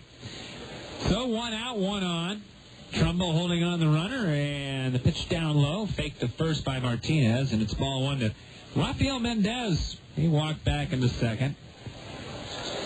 1-0 in favor of West Michigan. Wind continues to blow out towards straight center. There's a fastball taken for a strike at the knees to Mendez. Now Wallbeck, the manager for the Whitecaps, coaching at third. See if he's got anything going here. Mendez, right-handed hitter, pitch in the dirt, backhanded nicely by Martinez, who had to drift into that left-handed batter's box that time. Boy, Scott, the sun was shining so brightly at Rogers Center Skydome this afternoon that you could barely see the ball off that artificial turf. I was on the treadmill at the Y watching a few innings of that Yankee-Blue Jay game. 2-1 off-speed pitch is cranked foul to the right side. So we lost another stadium name, huh? Yeah, I can't get you. I think Rogers is a bank in Canada. I would imagine. I have just started saying the city. That's the safest way to do it. You're right. 2 balls, 2 strikes, 1 out. Runner not going. The pitch grounded to the shortstop. Could be 2. Over to second for 1. Leahy throw to first. Dug out in time by Trumbo. And a double play turned by the Kernels.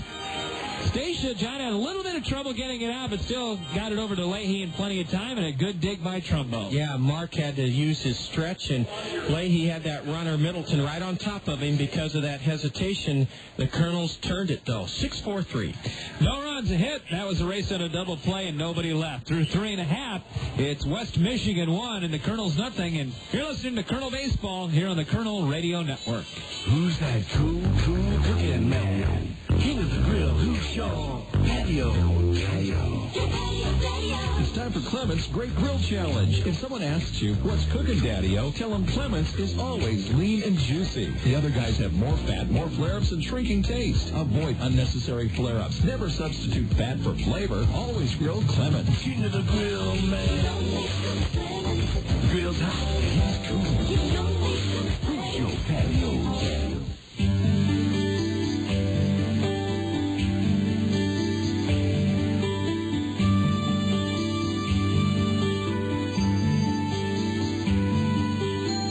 Unash, back with you, and one of our favorite places is Peck's Flower and Garden Shop. They're celebrating 50 years of growing with Eastern Iowa with a special event this weekend, a spring open house at Peck's. Lots of flower and plant specials, and Peck's will have free drawings and door prizes. They're celebrating a milestone, 50 years of growing with Eastern Iowa at Peck's with a spring open house. Peck's Flower and Garden Shop, they're at the corner of Blair's Ferry and Edgewood Roads Northeast, and they welcome you to their open house starting this Friday through Sunday. something to Pat's spot there, John, and it's a lot easier to get in and out. Because of the light, right? That's right. Oh, yeah, that was just, you're right, a real traffic snarl with Viola Gibson and all those houses being built in front of Viola Gibson. Yeah, it's been a help. Big help over there. Maybe Pat lobbied Cedar Rapids councilman for that. There we go, bottom of the fourth inning, 1-0. And the Kernels have yet to solve Ramon Garcia as he enters his fourth inning of work. So far, he's shut out the Kernels on 2 hits. Lefty versus lefty matchup right here. Patrick Riley, who reached first back in the first inning on a catcher's interference that was ruled an E2 by definition. And he checks swings and tips one foul back to the screen, and it's 0-1 to Patrick. Outfield shaded the other way for Riley.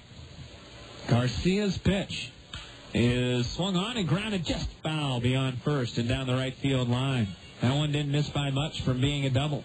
And it was an awkward-looking swing by Patrick because he double-pumped on a curveball and then kind of swung like a gate. Not a rusty gate, a smooth gate. And as Scott said, he pulled it foul just past first. That swing looked like it was in slow motion. And Garcia won't overpower you. Either one of these pitchers will overpower you. They're mid to high 80s. But Shearer's got such good movement on his pitches. That's where he gets his strikeouts. Here's the pitch in the air to center field.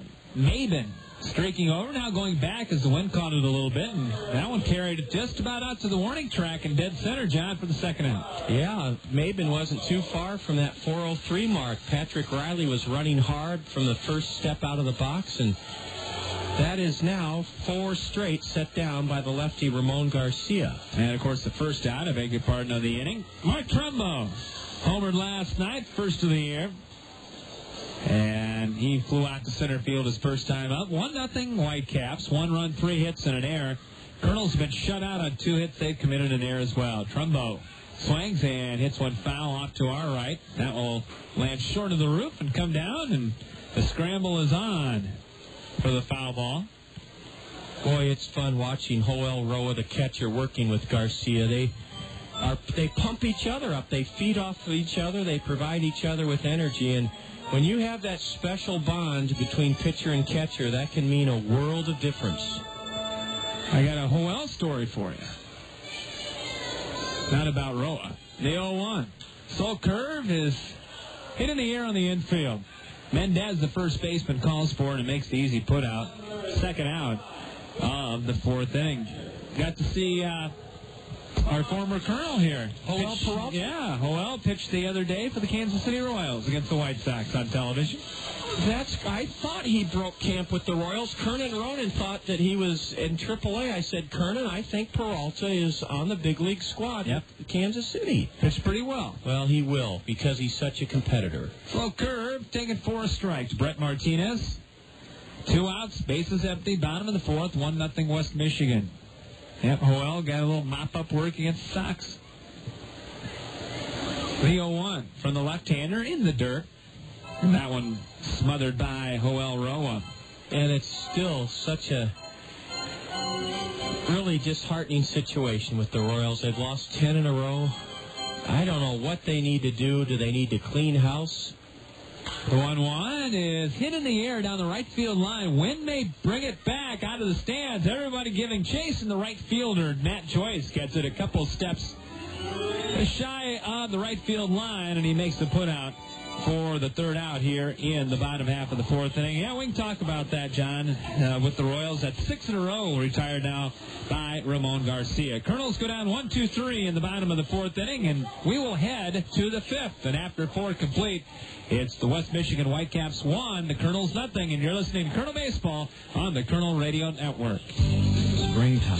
That time of year when your heating system still runs some, but it's also a time when your air conditioning can be running too. Who do you call when either of them fail?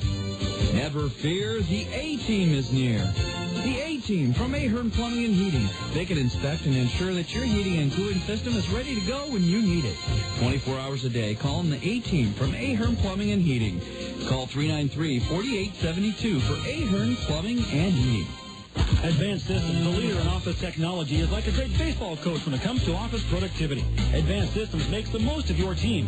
They do it with the latest technology for office productivity from Canon. They're also like a great trainer. Advanced Systems Advanced Life Support makes sure your office equipment runs at peak levels and fixes it fast if things go wrong. Hit it over the fence with Canon technology from Advanced Systems. Call 832-8291. This is for the 21st century with Advanced Systems. Coffee works when it's important to you. Coffee works, let your work shine through. Quality coffee, we do it for less. Don't settle for second best. Coffee works, computer center. Coffee works, we do it better when you think of coffee. Think of Coffee Works. Coffee works, coffee works. Having fun at the ballpark in this beautiful Wednesday night. Scott Udash and John Rogers with you here on the Kernel Radio Network. West Michigan leading Cedar Rapids 1-0. As we head to the top of the fifth inning, both starters still out there. Left-handers Kelly Shearer for the Kernels and Ramon Garcia for West Michigan. It'll be 9-1-2. Roa, Rhymes, and Hollimon coming up for the Tiger Farmhands. Roa, right-handed batter. Squatty catcher, if you will. Swings and dribbles one foul behind the dish, and it's 0-1. Yeah, his thighs are the size of tree trunks. John, you asked about the Royals, and we were kind of discussing among the three of us here between innings what could be done to fix that. Here's another tapper foul behind the plate, and it's 0-2 quickly on Roa, who by the swings does not like to walk a whole lot, I would imagine. I thought maybe bringing the new blood over from the Cardinals, pitch in the dirt, and it's 1-2. Reggie Sanders and Mark Gruzelanek might have helped them with some guys who kind of know how to win, but I just, to lose 10 in a row, and I hate to say they're out of it before May 1st, but it just, there seems to be either a lack of a plan or a lack of talent. I don't know what it is. Swing and a tip foul held on to by Martinez. Roa has struck out for the second time, and that is 7 strikeouts now for Kelly Shearer. That'll flip us over to the top of the order to Will Rhymes, the diminutive second baseman's 0-for-2. Yeah, the Royals has had a bunch of struggles as first pitch, first strike in that farm system. You couple that with the fact that you cannot spend a lot of money right now if you're Kansas City in the free agent market, especially to get guys in their prime. Right. Sanders and Gruzelanek are good players, but they're not in their prime, and I just jotted down 3 names. Pitch grounded, fair, down the right field line beyond the dive of Trumbo. Here's Rhymes speeding around first. He's on his way to second, and he'll put the brakes on there with a stand-up rocket double down the right field line. A one-out double, and Rhymes is on for the first time tonight, adding to his .354 average. Not only can't you sign those free agents in their prime if you're the Royals, Scott, but then here's 3 guys, Johnny Damon, Jermaine Dye, and Carlos Beltran. 2 of the 3, I think, were developed by the Royals. Dye, I think, was acquired from the Braves, wasn't he? Acquired from some of them, but Damon and Beltran came up through Kansas City. And, again, if they could keep those kind of players, you just hope sometime. Tony Pena kept him in the race 2 or 3 seasons ago, and then he washed out, burned out from all the losing. Runner on at second. 0-1 count now to Mike Hollimon, hitting .366. Look to second, pitch in the dirt, knocked down by Martinez. And Kernels have a right-hander in the bullpen now, John. Well, they sure do. It's Daniel Hawkins, right-hander, warming up. Shearer has thrown a lot of pitches. That was his bugaboo in his last start Thursday night in Appleton. He was able to go 4 innings, but his pitch count soared. Here's a throw back to second, and Rhymes back in there standing. It'd be interesting. Ever since Ewing Kauffman passed on, the Walmart Brain Trust has owned the team, and Allard Baird's a quality guy, but you just don't know how much more patient people can be. Everybody has a soft spot in their heart for the Royals because they treat their fans so well. Yes, they do. And they have a beautiful stadium. Swung on and missed on that low fastball. Hollimon in the hole now. 1 ball, 2 strikes, 1 out. Kernels trail 1-0. Runner on in scoring position at second. It's swinging a line drive right at Schlichting. He'll throw to second, and the runner gets back. Travis Schlichting played him perfectly, John, and to move about a step to his left and glove that line drive. And terrific base running by Rhymes at second because he did not commit the mistake of racing towards third when a ball was hit so hard. He waited, and it didn't get through the infield. As you said, Schlichting speared it. Cameron Maybin, a big center fielder. 1 for 2. And here's a twirl, and a look to second by the pitcher, Shearer. Runner got back. Nobody was over to cover that time for the Kernels. Maybin, slightly close stance from the right side, and he takes a look at one down low for ball 1. Now, there are some that say, Scott, that the owners are not using the luxury tax to put back in the farm system and free agents. I can't imagine the Royals just pocketing that luxury tax. No, I don't think that's right. What do you think they should do, or what do you think the problem is? Well, the first thing is it's going to take time. And there's not a lot of time right now in baseball. The 1-0 in the dirt again, smothered by Martinez on a hop. 2-0 with 2 outs, runner on at second here to Cameron Maybin. We've seen a lot of good prospects go through the Midwest League here in the last couple of years, and it's going to take a while for them to get up there. The 2-0 again in the dirt, not far enough for the runner to advance, and that's ball 3. And it was a philosophy. The Minnesota Twins talked about this back before they kind of went on their streak here in the last 5-6 years of the playoffs, that they could develop these guys, but then they'd have to get rid of them when they brought them up. And that's another thing the Royals are going to have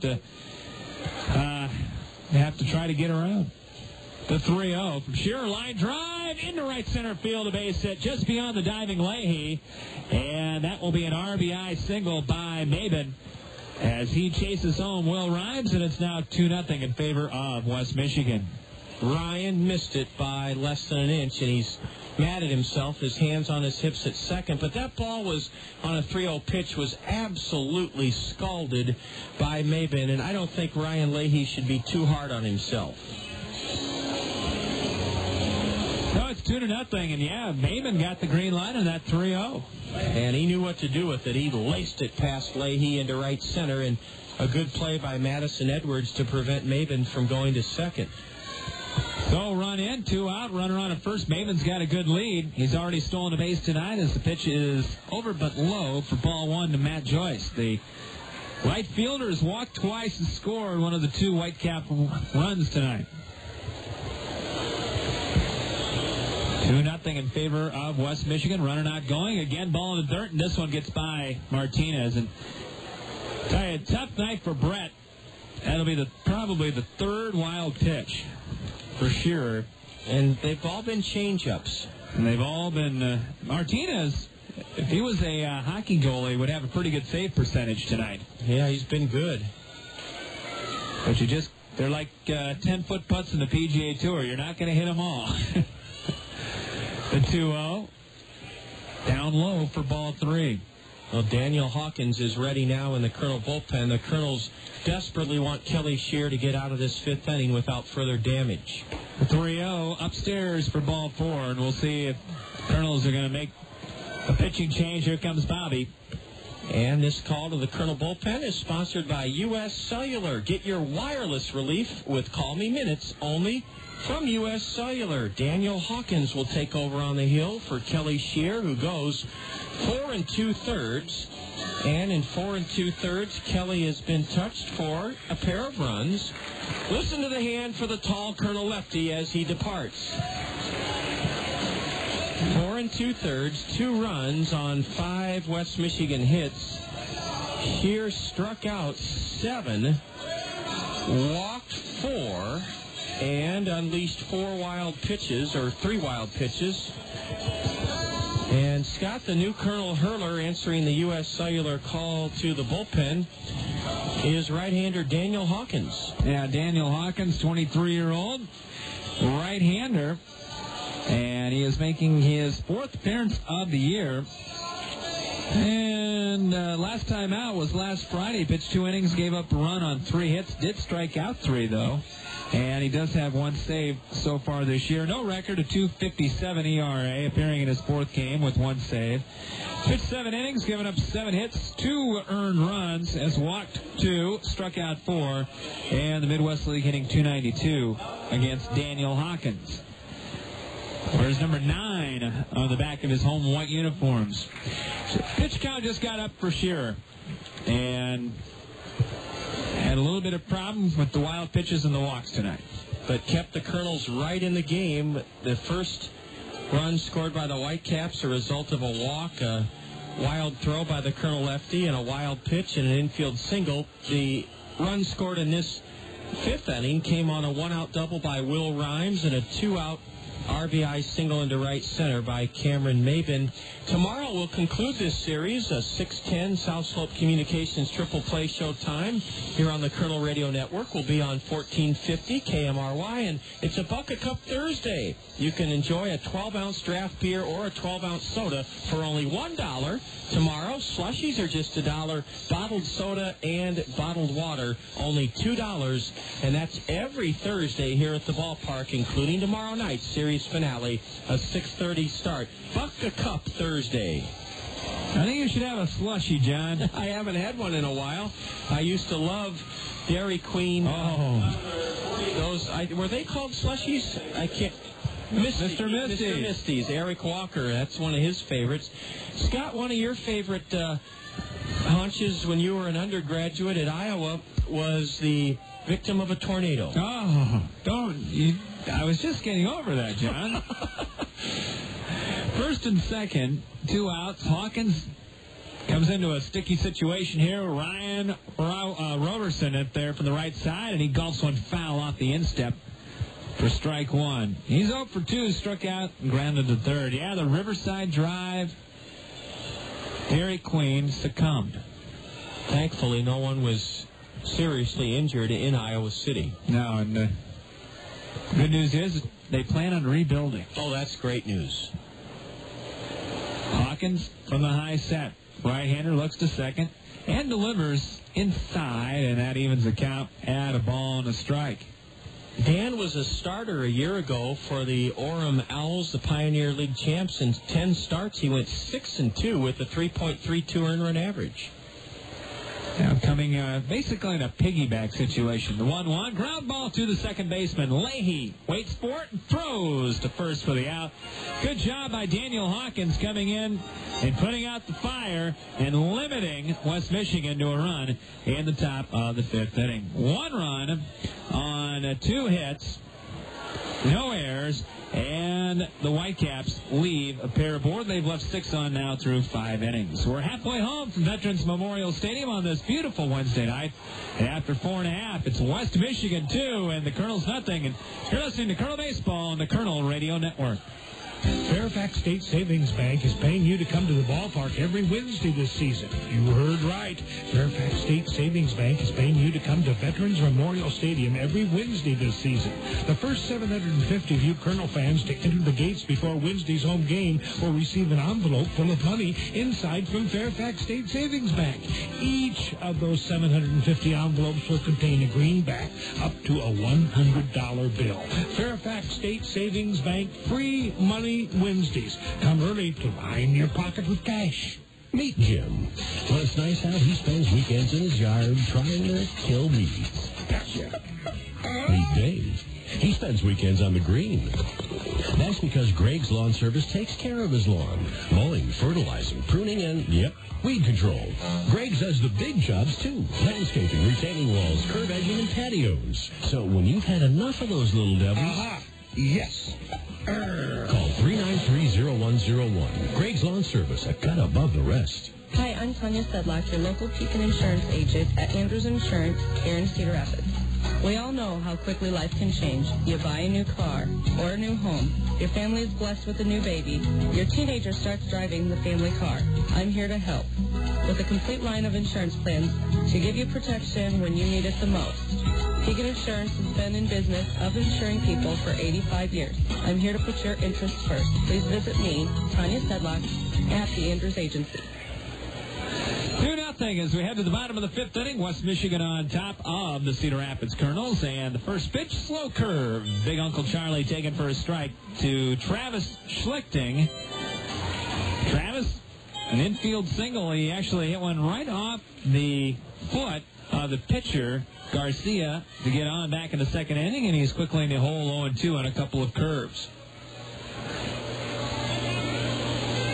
Outfield and infield straight up. For the right-handed hitter, Schlichting, pitch in the dirt, and it's 1-2. Hawkins kept the Kernels in the game in that top half of the fifth inning right there, John. Got a big out with 2 on and 2 out, and you're right. Kernels still within striking distance. Here in the fifth, 2-0 West Michigan. The 1-2 is lifted foul off the facade of the grandstand, comes right back out on the playing surface. Top of the sixth coming up. Just a little bit. We'll have the Springhouse baseball trivia question for you. And a reminder that PRC has their Home Runs for the Hungry campaign. 1-2, ground ball behind third, knocked down by the third baseman. Long throw, and they get Schlichting. Good play by Middleton to stay with it. Pretty well hit ball, John. Two-hopper right behind the bag. And Middleton, since it was hit so hard, had a chance to knock it down, pick it up, and throw out Schlichting. It was close. PRC, proud to support the communities where their employees live and work right here in Cedar Rapids. And this season, PRC's Community Care will be bringing food home to our community every time the Kernels suck a home run. It's their Home Runs for the Hungry campaign, and thus far, $75 has been donated to the Whitecaps Food Reservoir on behalf of PRC. Dallas Morris behind in a fastball, hits one foul, and he's in the hole 0-1. Garcia has been getting on top of the Kernel hitters tonight. Off-speed pitch is ticked foul, back to the screen. Another 0-2 count facing a Kernel hitter tonight.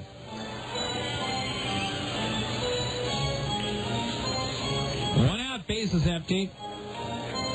Whitecaps leading the Kernels 2-0 here in the bottom of the fifth inning. See what Garcia brings with the 0-2. Slow curve is chased fouled off to our right. Dr. Brad Stovey's down below, and he had to hold up one of his kids who wanted to jump across that umpire's tunnel area to chase for that foul ball. Dr. Stovey sponsors the Dental Center Kiss Cam, and he's been a season ticket holder here since the stadium opened 5 seasons ago. Dr. Brad, of course, head sophomore boys basketball coach at Xavier. Does a great job over there. They practice at 6 in the morning. I couldn't do that. I could if I was young. The 1-2. Hammered to left field. That's going to fall for a base hit. Lasser going over to his left. He'll play it off the wall. Rounding first on his way to second. And chugging in with a stand-up double is Dallas Morris, who tomahawked that one into the left field corner on a high fastball. His first extra base hit of the season, and that should bring this crowd to life a little bit. It's just the second time, or the third time tonight, the Kernels have had a runner in scoring position. Kernels have not had a runner at third base tonight. See if we can change that here. Madison Edwards will step in there from the left side. Walked, stole a base, and then was thrown out to end the second, trying to steal third. One out, runner on at second. Not being held on back there. Garcia takes a quick look at second, and the first delivery is high and away for ball one. Gotta get equal time here. We talked about Coach Stovey of Xavier. The Kennedy football coaching staff is in the suite tonight. Oh, that's great kind of a retreat environment for them. That's right. Not sure how much football they're discussing, though. One out, the 1-0. Fastball just outside as Garcia wanted it and didn't get it. Whenever I drive by Kennedy high school, I see the old scoreboards from Veterans Memorial Stadium, and it looks great. 2 balls, no strikes. 2-0 West Michigan. Time called by Edwards. He'll step out as Ryan Leahy limbers up on deck for the Kernels. Madison grew up in Midland as a Midland Angels fan. The player he remembers most was Benji Molina.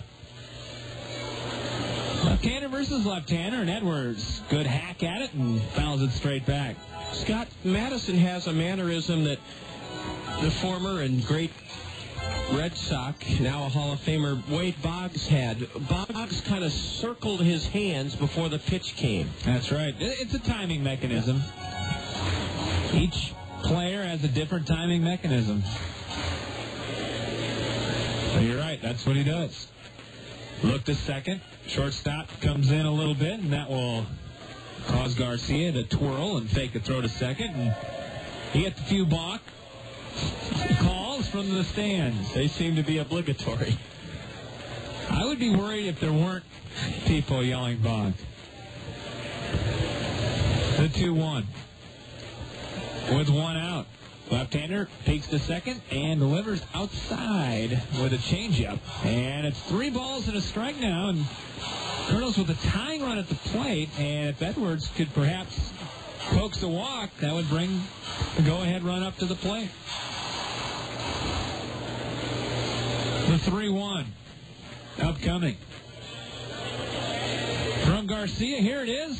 And it's a strike called on the outside corner. And count goes full at 3-2. Still 65 degrees here in Cedar Rapids at the ballpark. Start game time temperature was 69. Outfield shaded just a little bit to the left. Big gap in right center for Edwards if he could pull one. Look to second. And the 3-2. Strike 3 called in the outside corner. No argument from Madison Edwards, and that is the first strikeout of the night, John, for Ramon Garcia, and he picked a pretty good time to get it. He sure did. He prevents the tying run from reaching. The tying runs at the plate in the person of Ryan Leahy. Ryan has so much of Charlie Hustle in him, doesn't he, Scott? Just his mannerisms. He's not a switch hitter like Pete Rose, but he sure looks like him at the plate, batting right-handed. Ryan Leahy needs a pick-me-up single right here to help out the Kernels get that goose egg off the board.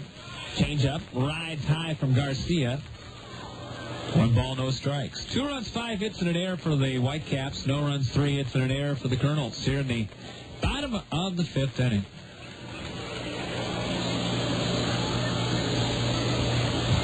Leahy straight up stance. On at second with Dallas Morris as he corked a double into the left field corner. The 1-0. Swung on and fouled straight back. Whew, Ryan had a healthy cut at that pitch. It was up out over the plate, and it prompts a visit halfway up the path between the mound and the plate from Joel Roa, the catcher. And I have seen Roa a couple of times in that Manny Sanguillen jackknife split position, giving a low target. He's pretty agile back there for a big guy. Manny Sanguillen had fun playing baseball. Old Pittsburgh Pirate. 2 outs. Look to second. And the 1-1. Slow curve. Ooh, just missed. That was a golden era of catching, Scott. I remember as a kid, Ted Simmons, who played here in Cedar Rapids when we were a Cardinal affiliate, Johnny Bench and Sanguillen all arrived on the scene at virtually the same time. In the National League, you had Gene Tennis, the American League, Carlton Fisk. We can come up with some more. The 2-1. Inside. Oh, caught a piece of the corner, and it's 2-2.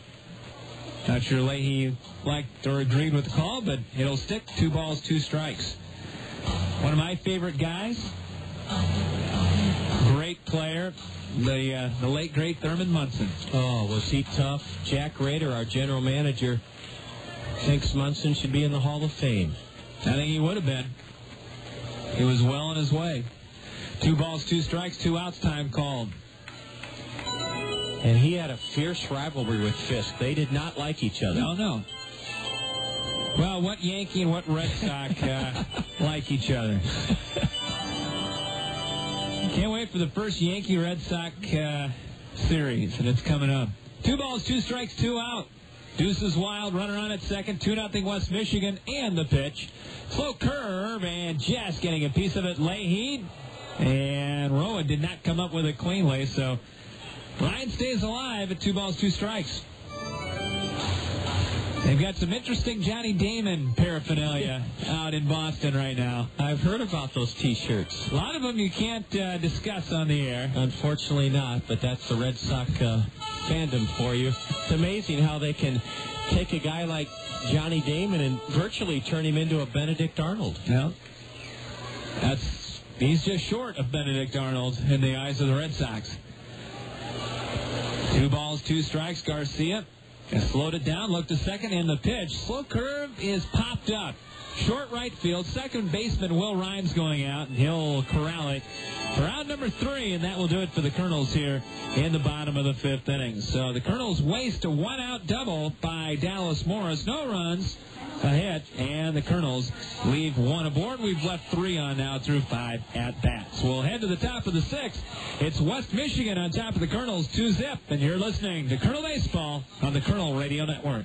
If your spring cleaning plans include throwing out household furniture items, be sure to follow the instructions on the orange bulky item collection flyer you received in the mail. Up to 4 items, such as couches, mattresses, and box springs, dressers, wooden desks, and bookshelves, will be picked up by city crews. However, appliances, TVs, computer components, and scrap metal will not be collected. Your orange flyer will tell you where to dispose of such prohibited items. Thanks for using your orange flyer as your spring cleanup resource. That calm, relaxing music sets the mood for the joy and color that Peck's Flower and Garden Shop can bring to your life, including this weekend. Peck's invites you to an extravagant gala, a spring open house as they celebrate a milestone, 50 years of growing with our community.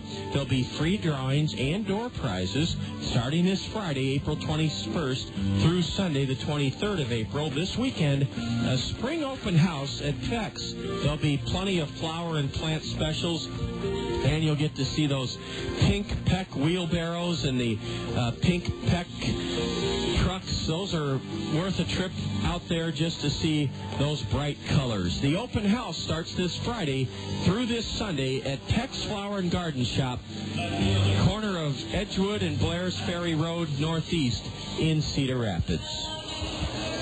2-0 Whitecaps. Daniel Hawkins, who came in to retire Ryan Roberson for the final out of the 5th inning, will stay in there to start his first full inning of play. He'll face Jeremy Laster, Corey Middleton, and Rafael Mendez, 6, 7, and 8 in the Matt Walbeck lineup for West Michigan. And the first pitch is grounded foul off the front of the Whitecap dugout. 2-0 in favor of the Whitecaps here in the top of the 6th inning. Open stance for Laster, and he takes a look at a pitch down low. And, of course, top of the 6th inning, John, we know what that means. It means the chance for you to earn a prize from the Springhouse Family Restaurant, where roasted chicken is a favorite.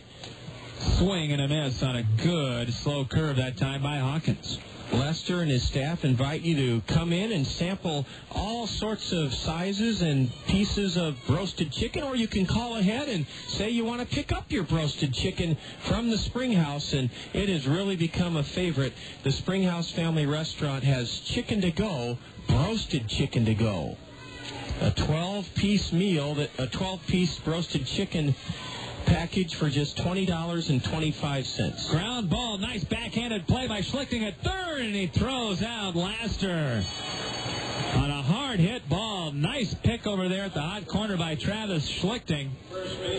And he throws Laster out, who's got the collar 0 for 3 tonight. 1 out here in the top of the 6th. And that roasted chicken can be served with potato wedges, baked beans, and coleslaw at the Springhouse. Making me hungry. Well, I have to say it's making my stomach churn as well, Scott. Roasted chicken at the Springhouse. Ball 1 down low to Corey Middleton. He's picked up a couple of singles tonight, an infield RBI single, and then a line shot to left. 2 for 2, came in hitting 188, and the 1-0 backs him off the plate, and he's ahead 2-0. Get you the question after the next pitch here. John John will give you the phone numbers to call in a moment.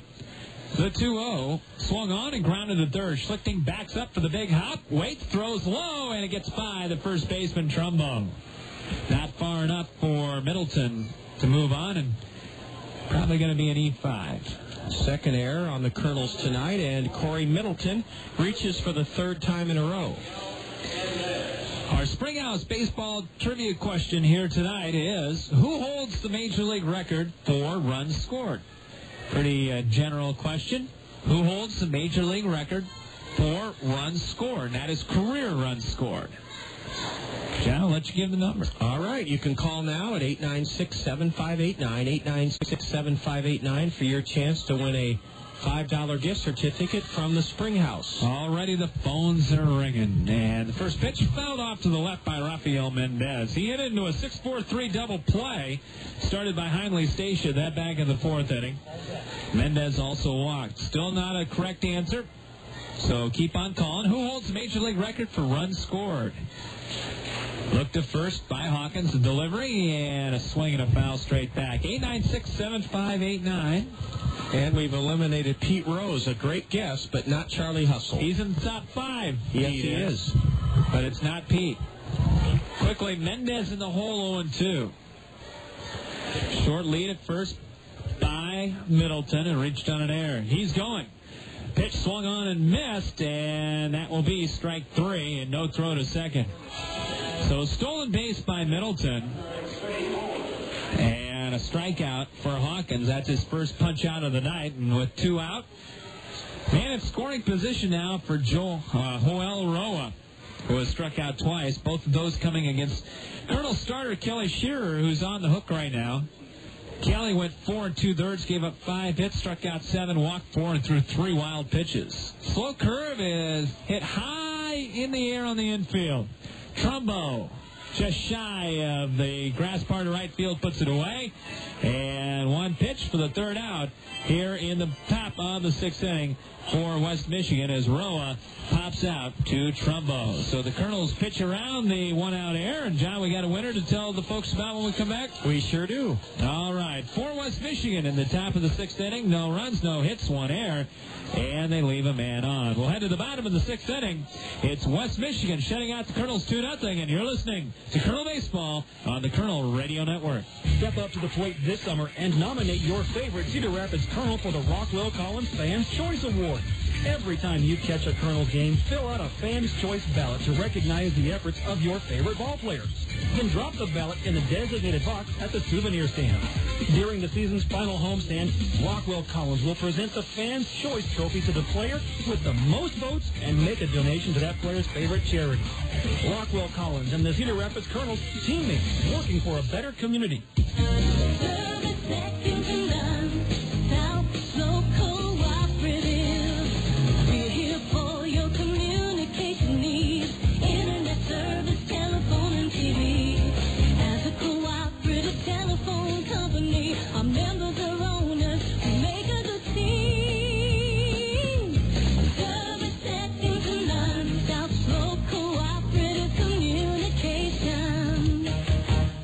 You've worked hard, and you're finally your own boss. As a business owner, you may not want to hear the word liability, but it comes with the territory. Smart business owners protect their investments with a business owner's policy from Neighbor Insurance Services, your professional Pekin insurance agency in Hiawatha. Neighbor Insurance Services can show you how to secure the right amount of protection for your business at affordable rates. Your business is important. See Neighbor Insurance Services in Hiawatha for business owners insurance. 2-0 as we head to the bottom of the 6th inning. The West Michigan Whitecaps on top of the Kernels, and it'll be the top of the order. Brad Kuhn trying to keep that 6-game hitting streak alive. He'll try it one more time against starter Ramon Garcia, out to start his 6th inning of work for West Michigan as they lead it by 2. They've out-hit the Kernels 5-3. Lefty versus lefty. Kuhn shows bunt, pulls it back, and takes low for ball 1. And I want to congratulate our winner in the Springhouse Baseball Trivia Challenge. Eric Olson, John, was our winner tonight. And he identified the career leader in runs scored, Ricky Henderson. There's a strike call in the outside corner, a ball and a strike.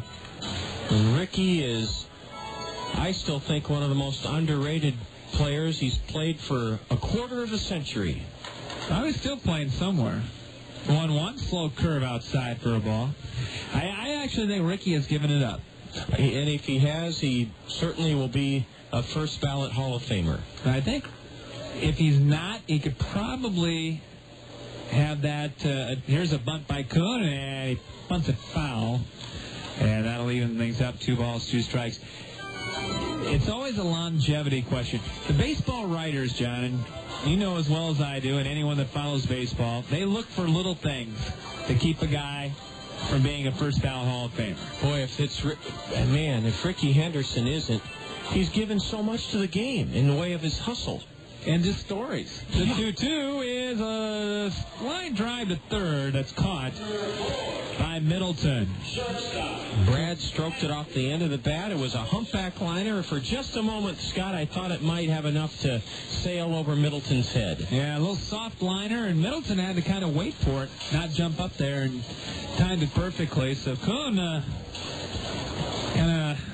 we'll have to hope to get another at-bat here tonight, keep that 6-game hitting streak going. Heinley Stasia hit a rocket double in the first and fly to left, takes a look at a strike called. Yeah, Ricky Henderson has scored more runs than anybody in the game, including Ty Cobb, who's second. Hank Aaron and Babe Ruth are tied for third in runs scored. Then Charlie Hustle, Pete Rose, that was our first guess from a caller.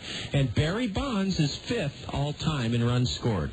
Stacia went around on a check swing, and he's in the hole 0-2. The delivery is swung on and lifted in the air to left. Laster over to his left, and a couple steps in and puts it away for out number 2. And yeah, just another top 5 list that Barry Bonds is on, and on the record for runs scored in baseball. Ricky, of course, so many stories about Ricky Henderson. As Patrick Riley comes up, he's 0 for 2. And is he one of those guys that refers to himself in the first person? That I don't know, but the best Ricky Henderson story I heard was the one that Dan Patrick tells. That, I got to think what... It was one of the Mets was telling the story when Ricky was on that team as the curves outside for ball 1.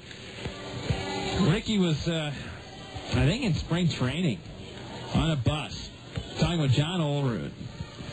And, of course, John Olerud, the longtime first baseman, always wears the hard helmet, you know. Sure. He had an aneurysm as a college player. Yep, pitch outside 2-0. And they started talking about that and talking about unusual things in baseball. And all of a sudden, Ricky said, I saw something that was really unusual.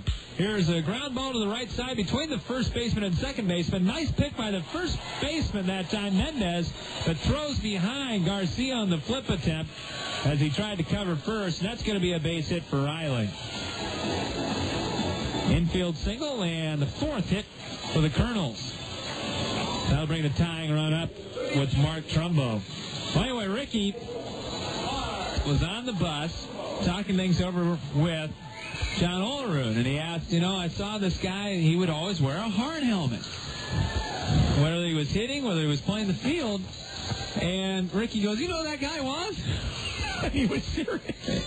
Oh, dead serious. And John Olerud just looks back at him and kind of laughs and chuckles, said, Ricky, it was me. He clued him in, huh? We'll see if the Kernels have anything going on. Here's a rocket shot by the shortstop into left center field for a base hit. On his way to third, trying to make it to 3, and out at third base is Patrick Riley in a bang-bang play as he tried to go from first to third on that shot by Mark Trumbo into left center field. No argument from Bobby Magallanes. And that will do it abruptly for the Kernels here in the bottom of the 6th inning. Heck of a throw that time, John. By Cameron Maybin, and it was a close play at third. And a lot of folks who watch and listen will say, well, Bobby or the Kernels ran themselves out of another inning. But we reiterate, that's the way Bill Stoneman and Mike Scioscia want the game played throughout the system, is always force the issue. And yes, it's our second runner thrown out at third to end an inning, but it did take a perfect throw by Cameron Maybin to nail Riley, and it perhaps does take the Kernels out of an inning, but you have to live by the organization credo, which is run the bases without fear. With reckless abandon, if you will. For the Kernels to the bottom of the sixth, no runs, 2 hits, no errors, and a man left on. John will be back with the call at the top of the 7th after 6 from Vet Stadium. It's West Michigan 2, Kernels nothing, and this is Kernel Baseball on the Kernel Radio Network. Jumpstart your future with learning from Kirkwood Community College. No matter what your age or previous work experience, you have new opportunities as close as your phone. 398-5517. Kirkwood has hundreds of choices for career and technical programs. Kirkwood has financial aid and support options to help you succeed, and Kirkwood has locally based centers to help you balance work, family, and learning. Kirkwood is ready when you're ready. Call Kirkwood Admissions today. 398-5517. Kirkwood. Start here, go anywhere. Convenience and trust, 2 things all of us want. At Tri-State Travel, we offer both. It's convenient for you to make one call or one visit to our office for all your travel needs. A one-day tour, a cruise, a trip to Branson, to charter a motor coach. For 66 years, Tri-State Travel has been a name you can trust to provide quality products. Come see why you can trust us to provide the convenience you expect. Tri-State Travel, now at our new location on 7th Street Southwest.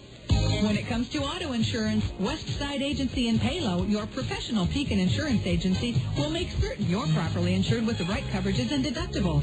Westside Agency will tell you about the money-saving discounts from Pekin Insurance.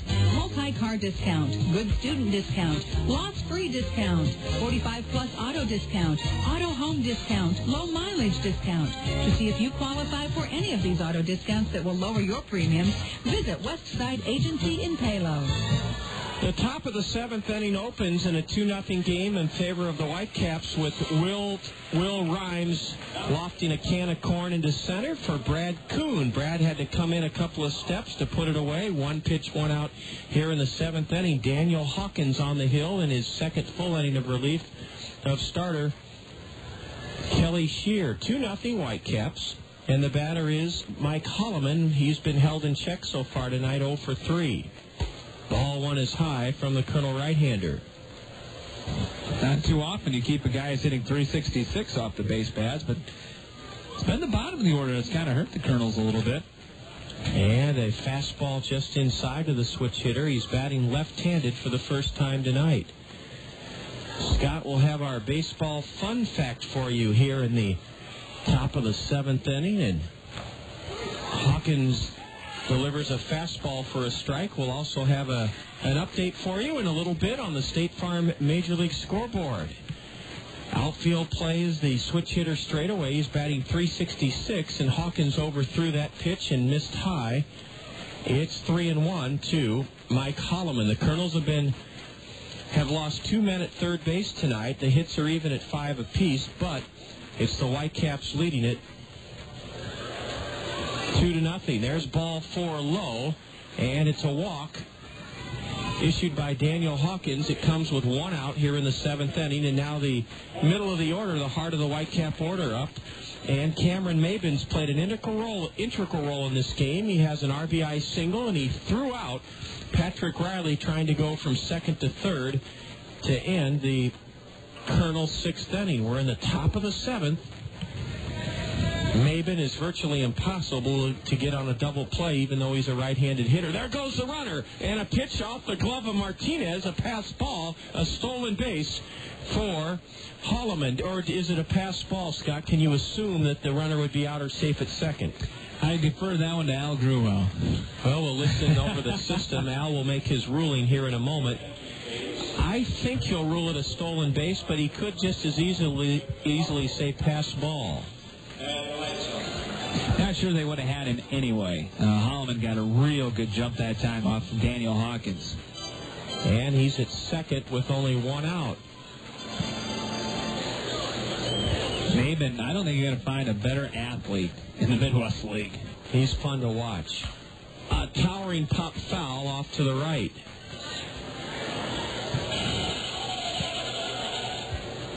And it's 1 ball, 1 strike to Cameron Maybin. Quick hands. I mean, that was almost a self-defense swing on that one. Cameron wears his dark blue socks up high.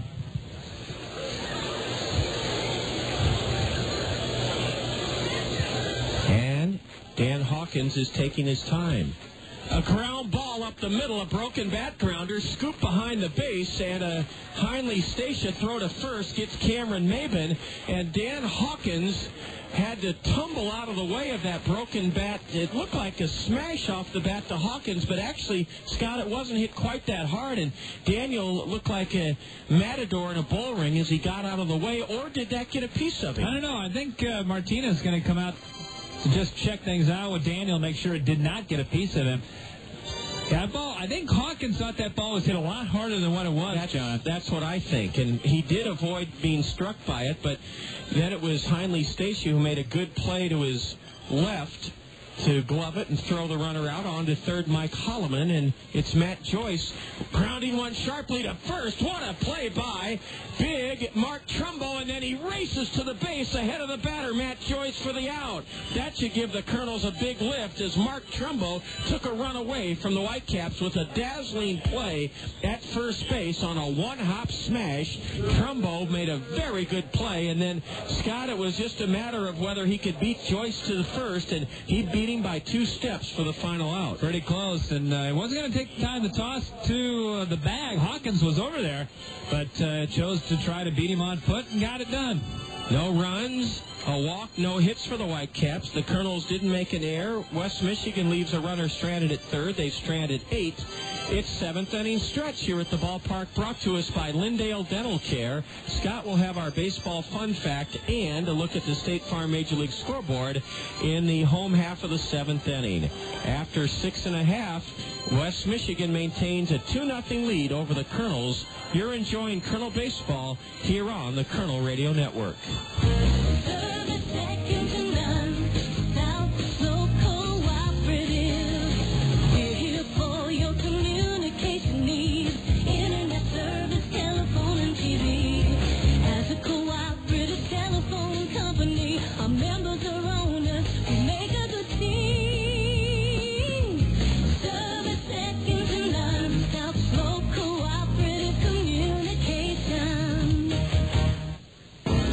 Unheard of and industry first.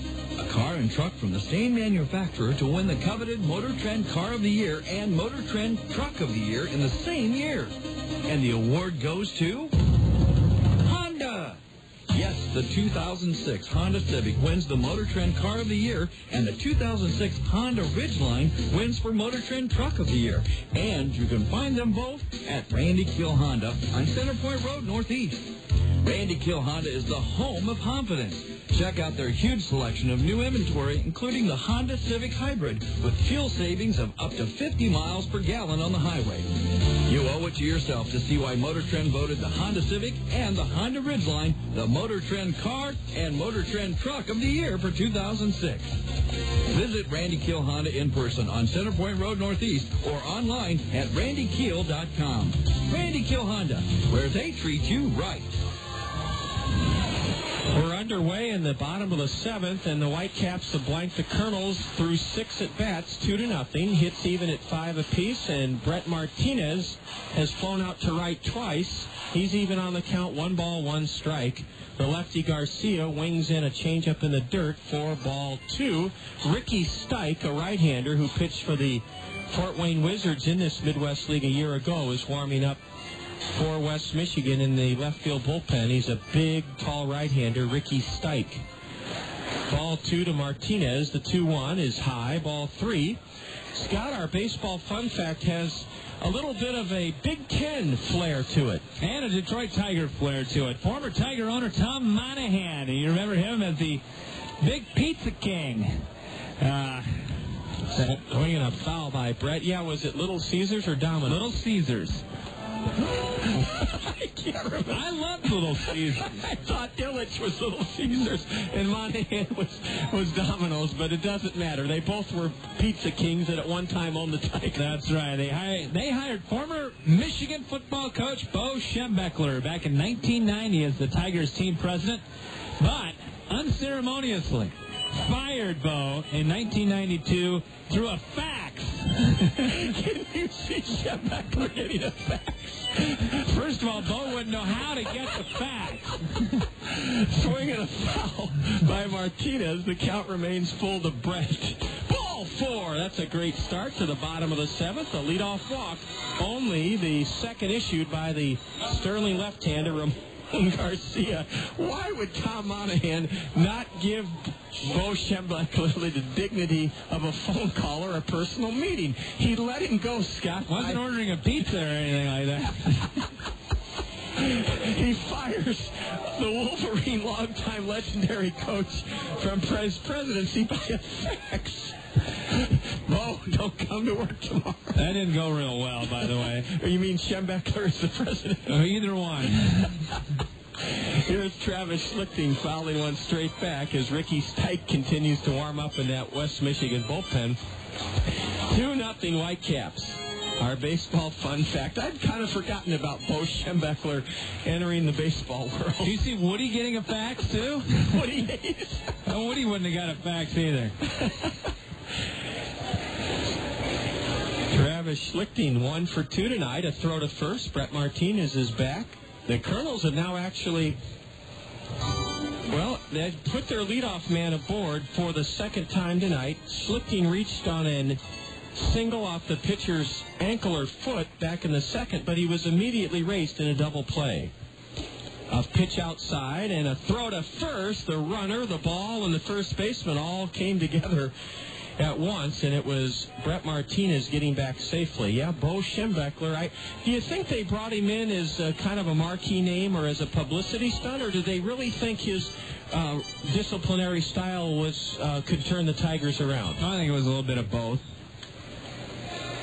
Boy, Bo was a fierce competitor. Ball 2, and all of a sudden Garcia is trying to overthrow, and that's why Joel Roa is going out halfway to the mound to meet him. Remember when Steve Fisher or when Bill Frieder left Michigan, Scott? Kind of unceremoniously, too. Well, he was forced out. Right. I mean, Bo Schlichting, who was the AD, said, you're not going to talk with other people while the season's going on. We want a Michigan man coaching Michigan. That was his quote.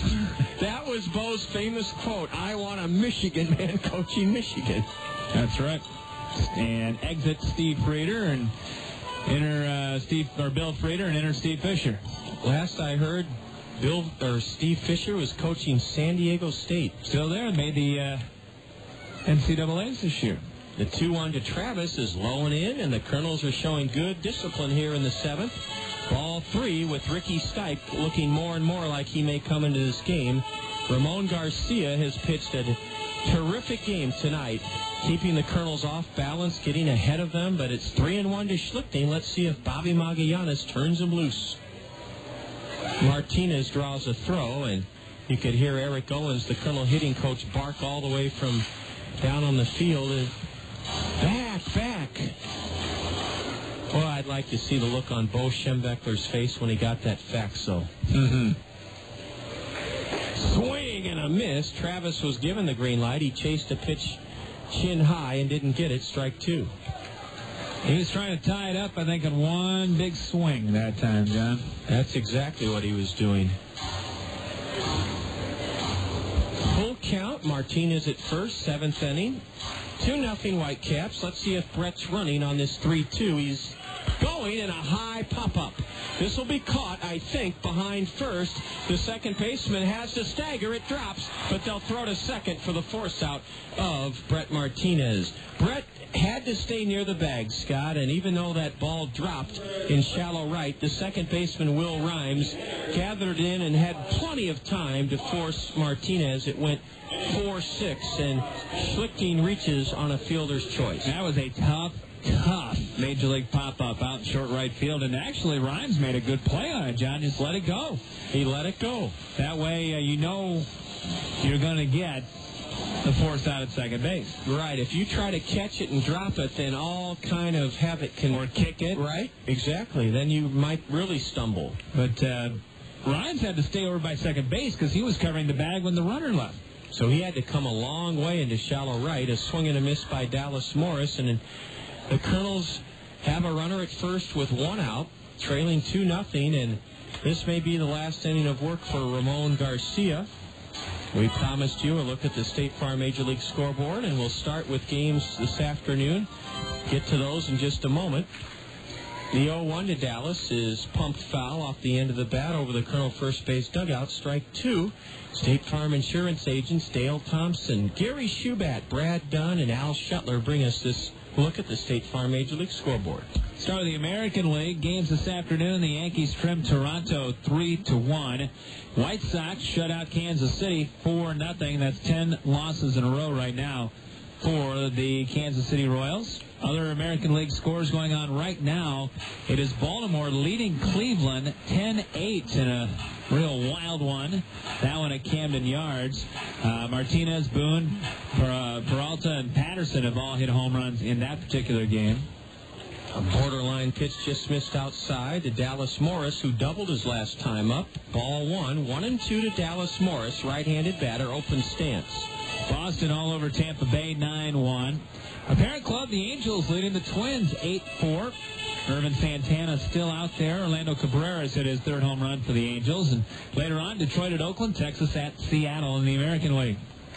Morris rips it foul into the screen to stay alive at 1-2. National League Finals, Cincinnati over Florida, 9-8 as the Reds came from behind to get the victory in that one. Cardinals, the Redbirds shut out Pittsburgh. Pirates are scuffling right now as they are 5-12. Cards 9-6. They win at 4-0. Atlanta trimmed New York 2-1. San Diego 13, Colorado 4. Dallas Morris in the hole, swings at a changeup in the dirt, didn't get it, strike three, and that is just the second strikeout for Ramon Garcia. And what a pitching performance from this lefty. He's had the Kernels off stride virtually all evening. Kernels still hanging in, down 2-0, bottom of the seventh inning. Madison Edwards struck out looking his last time up. He walked his first time, so he's 0 for 1 officially. Washington leading Philadelphia 6-5. Phillies, though, hitting in the bottom of the eighth with 2 in already. Curve misses away to the left-handed batter, Madison Edwards. They're in the fifth inning in Houston at Minute Maid Park. Milwaukee and the Astros are tied at 1. Later on, San Francisco at Arizona, the Cubs at the Dodgers. Madison pops it into shallow left. A long way to come for Jeremy Laster, but he's there near the line, and the left fielder has it. It was a fair ball, caught for the third out of the seventh inning. A leadoff walk. I thought that might spring the Kernels loose in the offensive column, but nothing doing. No runs, no hits for the Kernels. There were no Whitecap errors. The Kernels strand a runner and have left 5 this evening. Tight ball game as we head to the top of the eighth, and it's West Michigan leading the Kernels 2-0. This is Kernel Baseball on the Kernel Radio Network. Hi, I'm Gary Dolphin. You know, Hometown Restyling has served Eastern Iowans since 1986, providing the very finest in windows, siding, and sunrooms. Their experienced staff can handle the job from start to finish, including plans, permits, and inspections. Plus, Hometown Restyling is nationally recognized by Professional Remodeler, Qualified Remodeler, and Remodeling magazines. Call Hometown Restyling for your next remodeling project, or better yet, visit one of our beautiful showrooms in Hiawatha or Coralville. Hometown Restyling, because there's no place like home. Solid Waste and Recycling Services' most valuable player is that big, sturdy cart you use to put your yard and organic debris into. Yardie. Yardie's a real workhorse when it comes to gobbling up your lawn and garden debris. You can expand its capacity by mulching your leaves and other yard debris with your lawnmower, leaf vacuum, or leaf blower. Yardie's okay swallowing up brush and branches, but he'd prefer that you bundle and tie them together and place them beside him. Remember, your Yardie can do more for you if you give him those 2 special treatments, mulching and bundling. Your home is a place for savoring all the good things in life. It's a place for celebrations. It's a place where memories are created. To make sure your home is properly insured, visit Sheets Forest Draper in Marion, your professional Pekin insurance agency. Sheets Forest Draper will give you all important details about homeowners insurance with complete coverages and surprisingly affordable rates. Visit Sheets Forest Draper in Marion for homeowners insurance for your well-lived and well-loved home. 2-0 Whitecaps as we go to the top of the eighth inning, and big Ryan Roberson, who has struck out and grounded out twice tonight, will be first up against Daniel Hawkins, who has allowed a base runner in each of his first 2 full innings of relief, 1 on an error, 1 on a walk, but has been pitched pitching well, as the entire Kernel bullpen has so far this year. Ball one is low and in to Ryan Roberson, the DH. Now a right-hander starting to loosen up in the Kernel bullpen. Daniel Hawkins brings it, and a pitch slapped foul to the on-deck hitter. That's Jeremy Laster. He just plucked it clean with his bare hand. You know, I got to think Garcia might be done. I do, too. Ricky Stike has his jacket on in the West Michigan bullpen down the left field line. Swing and a miss on a changeup from Daniel Hawkins. Yeah, that had Roberson out on that front foot. Kind of took something off that. Low and away. Ryan uses a two-tone color bat, and there's ball two, low and away. We want to say hello to Bill Quinby. Bill often tunes in this time of night, has a warm glass of milk next to his bed, and reads a little bit, and then enjoys the final couple of innings of Kernel baseball. And a pitch downstairs for ball three. Oh, Bill's doing well? Well, he walks every day with his good friend Bill Broussard. And a check swing on a pitch low. The batter went around, and that was the right call by the base umpire. Ryan Roberson tried to hold up. A half swing results in the second strikeout recorded by Daniel Hawkins. One away here in the Whitecap eighth inning. They lead it 2-0. Just got a feeling the Kernels are hanging around, and something good is going to happen. Sometimes you get that feeling, Scott, and that's all it takes. Strike one at the knees to Jeremy Laster. Single runs scored by the Whitecaps tonight in the second and fifth, and they've made him hold up through seven. Laster pops the next one foul off to the right. That's strike two. Double barrel action down in the Kernel right field bullpen. Tim Madison. And also warming up down there is Brock Butcher. A pitch in the dirt, and the batter held up according to the base umpire. Well, Scott, you have, I believe, a special event coming up soon at Hawkeye Downs. Opening night? Is that what you're going for? Yes. Can't the fans meet the drivers? They can this Friday. Yes. There's practice out there. And that's what I thought. Then also a week from Wednesday as well. And like you said, it'll be great if this weather holds. Swing and a miss by Laster as Dan Hawkins reared back and challenged the right-handed hitter, and high heat does in Jeremy Laster. He's 0 for 4.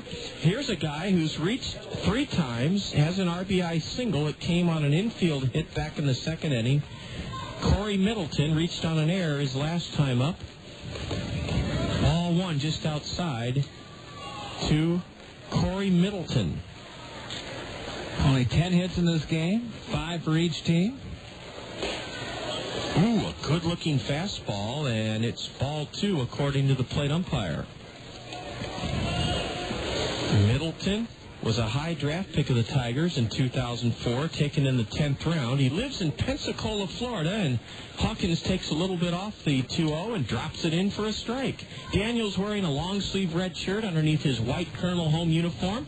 Kernels in blue caps with red bills. A worm burner to third. Travis Schlichting's been a busy man, and he airmails it across the diamond to get Corey Middleton, and a 1-2-3 inning for Daniel Hawkins. That's the first 1-2-3 inning recorded by the Kernels since Kelly Shears set the Whitecaps down in order back in the first. The Kernels come to bat in the home half of the eighth, trailing by a pair to the Whitecaps 2-0. You're enjoying Kernel baseball on the Kernel Radio Network. There's a lot you can do to satisfy your taste for Italian. You can marry one. Do you, Susan Smith, take Giuseppe Tita? You can drive one. Or you can go to Zio Giano's and feast on Zio's homemade bread, pizzas, and pasta, authentically prepared as Zio Giano's famous Italian style. Zio Giano's for the hometown taste of Italy. Oh, come to Zio Giano's, the pasta makes you feel. Come to Zio Giano's for il Italiano. Come to Zio Giano's, the pasta makes. Will I get a cost cutters? Hey, my hair is my trademark. I gotta be able to count on a good cut and stuff to keep my hair looking thick, even if it's not. I get a good cut, no long wait, a smile, and a little something left over in my wallet. I get little trims that keep my hair long and healthy, and stuff to make it loose and curly one day, straight and sassy the next. With expert stylists trained in the latest trends and techniques and your favorite professional styling and hair care products, you'll always get what you're looking for at Cost Cutters. At Cost Cutters, you can always count on convenient, affordable, professional care and products that help you create just the style you want. At Cost Cutters, you'll always get a little more. What do I get at Cost Cutters? A slick, clean cut, great highlights, and a little wig from the hottest stylist I've ever seen.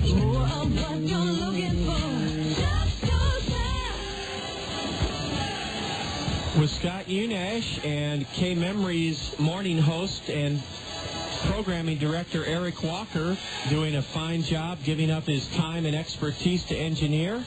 We go to the bottom of the 8th inning, and as Scott Unash surmised, the lefty Ramon Garcia, done after 7 innings of brilliant pitching, he gives it over to right-hander Ricky Stike.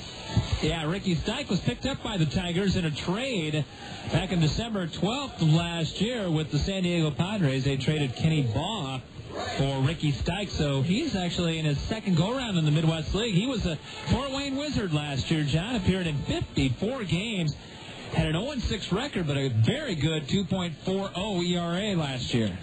The right-hander delivers a strike to Ryan Leahy. Leahy is flown to right and popped to second. 2-0 Whitecaps. As Scott said, right-hander Ricky Stike, a seasoned Midwest League veteran, takes over on the hill. Leahy is jammed, and he chops it foul to his manager, Bobby Magallanes. That's strike 2. Boy, Ramon Garcia, 7 innings pitched, gave the Kernels no runs on 5 hits, fanned a pair, and walked a pair. Stike, no record on the year, making his 5th appearance. 6.23 earned run average. Has pitched 4 1/3 innings so far, giving up an astounding 10 hits and 3 earned runs. He's ahead of Leahy 0-2, and a big curveball is strike 3 called. That left Leahy helpless as it just dropped over the plate on an 0-2 pitch, and a 3-pitch strikeout. Ricky Stike spells his last name S-T-E-I-K. That was the best curveball from a pitcher tonight. It just froze Ryan. 1 out, Brad Kuhn trying to extend his hitting streak to 7 games and reach for the first time in this game. Fakes a bunt, and ball one is upstairs from Stike. 2-0 West Michigan. This is probably the last chance for Brad here. Could be.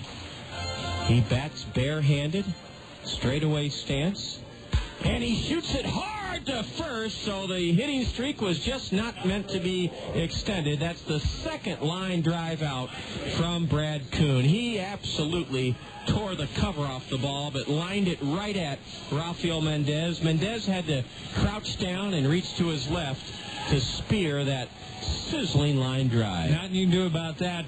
L5, 6-3, L5, L3. So 3 line drives, 2 of them rockets by Brad Kuhn. And a rocket into right center by Heinle Stacia. It's cut off on one hop by Matt Joyce. He made a terrific fielding play to hold Heinle Stacia to a long 2-out single. Heinle has his second hit of the game, and it brings the tying run to the plate for the Kernels here in the bottom of the 8th inning. Yeah, and the 3 and 4 hitters coming up, Riley and Trumbo, each with a hit tonight. And not sure of this situation you're going to see. I wouldn't think anyway the Kernels run, but you never know. Give Riley or Trumbo a chance maybe to tie this one up. Tim Madison is continuing to warm up in the Kernel bullpen. He'll likely work the top of the 9th inning. What will the score be? Right now, the Whitecaps own a 2-0 lead. First pitch to Patrick Riley.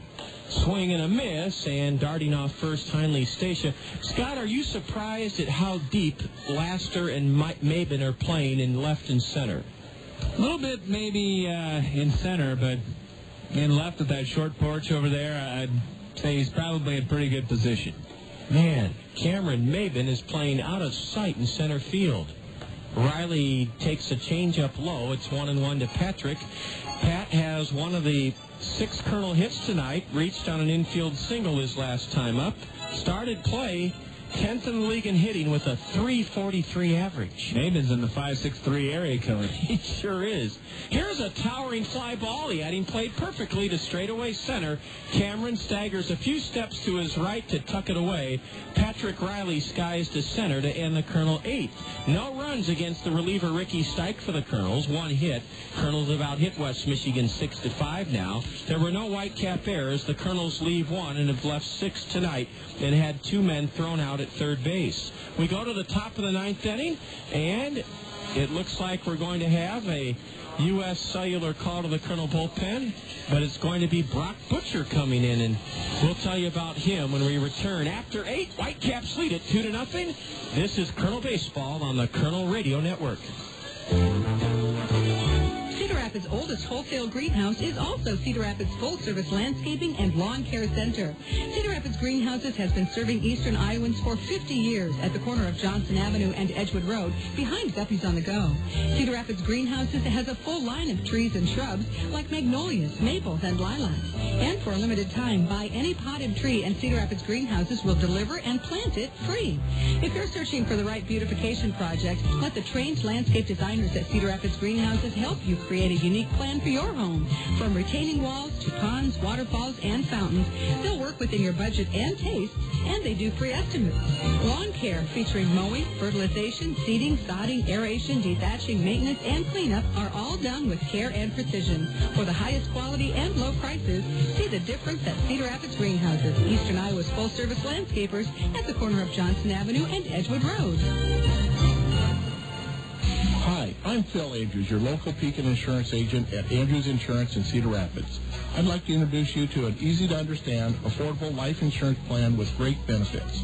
It's simplified issue whole life from Pekin Insurance. The plan requires no medical exam, has guaranteed rates for life, and a guaranteed cash value. Life insurance made simple and affordable from Pekin Insurance. To learn more, contact me, Phil Andrews, at Andrews Insurance. We go to the 9th, and Dan Hawkins is lifted after keeping the Kernels in this game in relief of Kelly Shear, the starter. Hawkins, 3 1/3, gave the Whitecaps no runs, no hits, struck out 3, walked 1, and this U.S. Cellular call to the Colonel bullpen has Brock Butcher taking over. Get your wireless relief with Call Me Minutes only from U.S. Cellular. And Scott, for the Kernels to have a chance, Brock Butcher has to pick up right where Daniel Hawkins left off. Yeah, and Hawkins was outstanding. 3 1/3 of scoreless, hitless baseball tonight. Only walked 1, struck out 3. Hawkins was absolutely what the doctor ordered to keep this a 2-run game at 2-0. Brock Butcher on, the right-hander, making his 3rd appearance since joining the Kernels. And so far on the year, Butcher 1-0 with a 2.08 ERA. Has pitched 4 1/3 innings, given up 6 hits, only 1 run. Has struck out 1, has not walked a batter. And the league hitting .333 against right-hander Brock Butcher from Long Beach, California, selected in the 25th round of the June 2005 draft. 6'1", 210-pound right-hander. Spells his first name B-R-O-K. Orlando Perdomo, who saved the series opener here on Monday night, is warming up for the Whitecaps in their bullpen. First pitch from Butcher is a big swing and a miss by Rafael Mendez. Challenged him that time. Good fastball right over at the knees. This has been a well-pitched game by both ball clubs. The Whitecaps scratched out a run on a walk, an error, and a wild pitch and an infield single in the 2nd, and then they scored a more legitimate run in the 5th inning on a 1-out double and then a 2-out line shot into right. So they lead it 2-0. Brock Butcher gets ahead of Rafael Mendez 0-2 as Mendez lifts it foul onto the grandstand roof. 1,026 on hand on this Wednesday, April night. An 0-2 pitch is stroked foul into the plaza bleachers. And tomorrow evening we'll conclude the series, a 6:10 South Slope Communications triple play showtime here on KMRY, and a Buck a Cup Thursday. 12-ounce draft beer or 12-ounce soda for only $1. A slow roller to second. Ryan Leahy looks it into the mitt, flips to first for the first out of the ninth inning. Rafael Mendez rolls out to second. One gone with the Whitecaps leading 2-0 here in the top of the ninth inning. Or a 12-ounce slushie. That's right, for just $1. That's tomorrow. Here's the catcher, Joel Roa. The Kernels have out-hit the Whitecaps 6-5, but have lost 2 men at third base tonight to end innings. A grounder to third. Travis Schlichting vacuums it up and on to first. 2 away. Brock Butcher has indeed picked up right where fellow reliever Daniel Hawkins is left off. Brock gets Joel Roa on a slow roller to third, and let's see how many assists for Schlichting. 1, 2, 3, 4, 5 assists for the third baseman, Scott. Had a good night back there and made some tough plays, too. Travis is playing way off the line at third for Will Rhymes, who doubled and scored to make it 2-0 Whitecaps back in the fifth inning. Butcher misses low. Ball 1, a fastball. Kernels started play a game out of first with a 7-5 record in the West.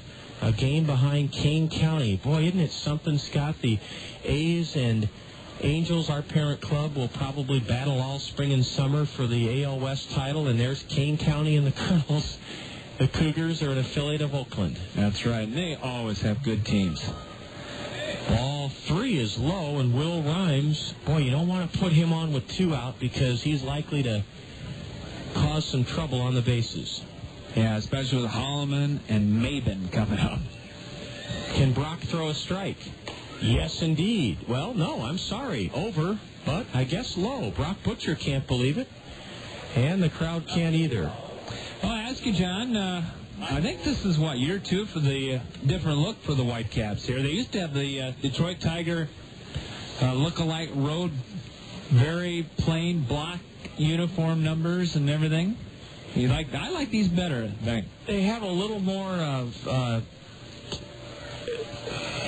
trying to think how I can put it. They have a cursive across the front that says West Michigan. Here's a line drive into left center. Can Brad Kuhn cut it off? Yes. And he makes a terrific play to hold Will Rhymes at second base. Mike Hollimon, with his first hit of the night, you knew that was coming after the 2-out walk, and Hollimon stung it hard into left center for a 2-out single. A 2-out threat by West Michigan, first and second, and a visit to the hill by Brett Martinez, the catcher.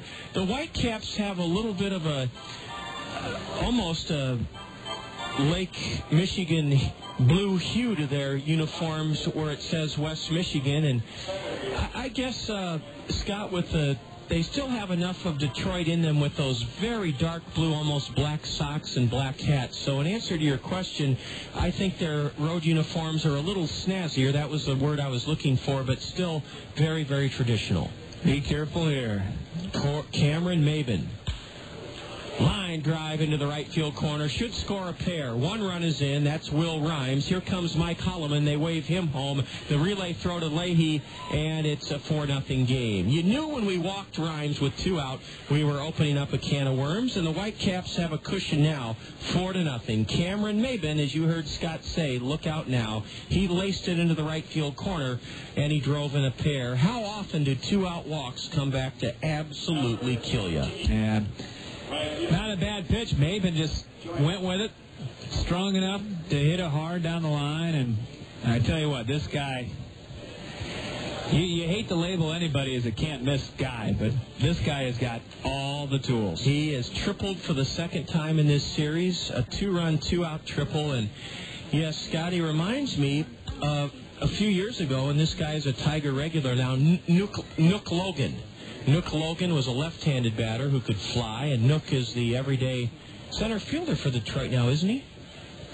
I could check that, John. Nook Logan. He played in this league, and yeah, that label can't miss is a tough one to put on a guy. But if Cameron Maybin continues to progress through the minor leagues as a first-year pro here in the Midwest League, what he's shown, yeah, the Tigers have something.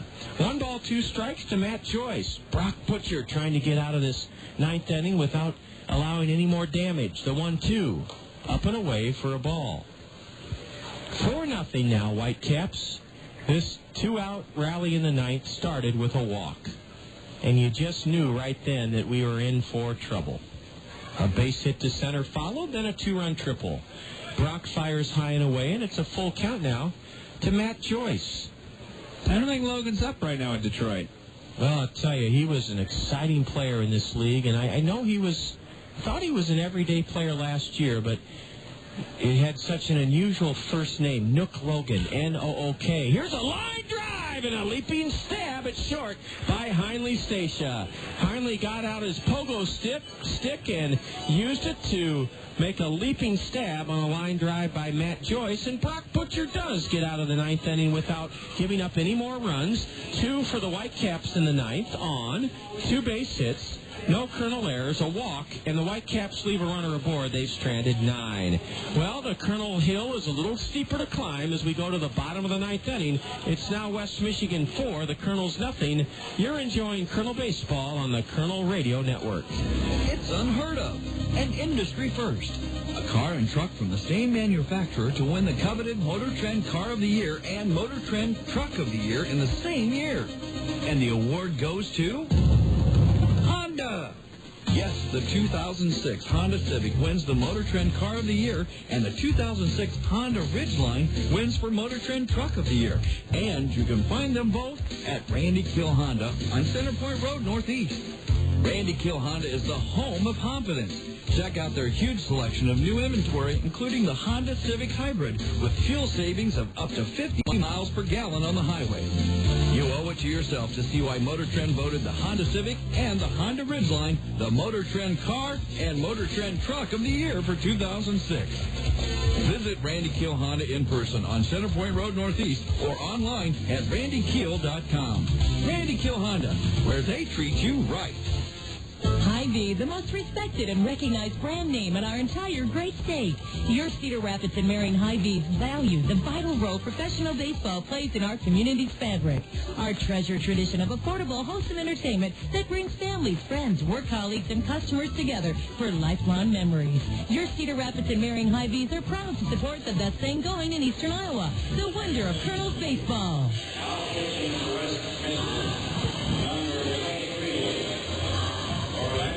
Well, we have a new... No, Ricky Stike is still out on the hill. The Kernels incorrectly announced that Perdomo was on, but Ricky Stike will work the ninth. He gave up a 2-out single in the 8th, but the Kernels couldn't break through. In fact, the Kernels have been blank through 8 innings on 6 hits, trail at 4-0. Let's see if Mark Trumbo can reach to give the Kernels a glimmer of hope here in the 9th inning. Stike pumps in a fastball for a strike. Mark has a hit tonight. He singled hard into left center his last time up, but on that hit, Patrick Riley was gunned out trying to go first to third for the final out of the inning. Breaking pitch is low from Ricky Stike. We hope we do see Perdomo, because that would mean the Kernels are rallying. That's right. Well, we haven't had a chance yet tonight to remind you about the 3rd annual Corridor Classic here at Veterans Memorial Stadium on Wednesday the 26th, and that features the Hawkeyes versus the Panthers. Baseball at its best in Iowa. UNI in Iowa on Wednesday, April 26th here at the ballpark, and it'll be a fundraiser for the American Diabetes Association. Scott will be on an 8-game road trip in Michigan. Do you think you'll be able to make it out? I got a game that night in Iowa City with one of the boys. Okay. So I unfortunately will not be able to attend. Trumbo waiting for the 2-2, and it's strike 3 called. Mark knew it, and there's 1 out here in the Kernel 9th inning. The Whitecaps are trying to take a 2-1 lead in this 4-game series and hand the Kernels a shutout loss. Let's see if we can avoid that. Brett Martinez had 3 hits last night. He's 0 for 2 tonight. Walked his last time up. Orlando Perdomo still warming up in the left field bullpen for West Michigan. Ball 1 is outside to Brett Martinez, a .333 hitting Kernel catcher. You love those 2 City A gamers, don't you, John? Yes and no.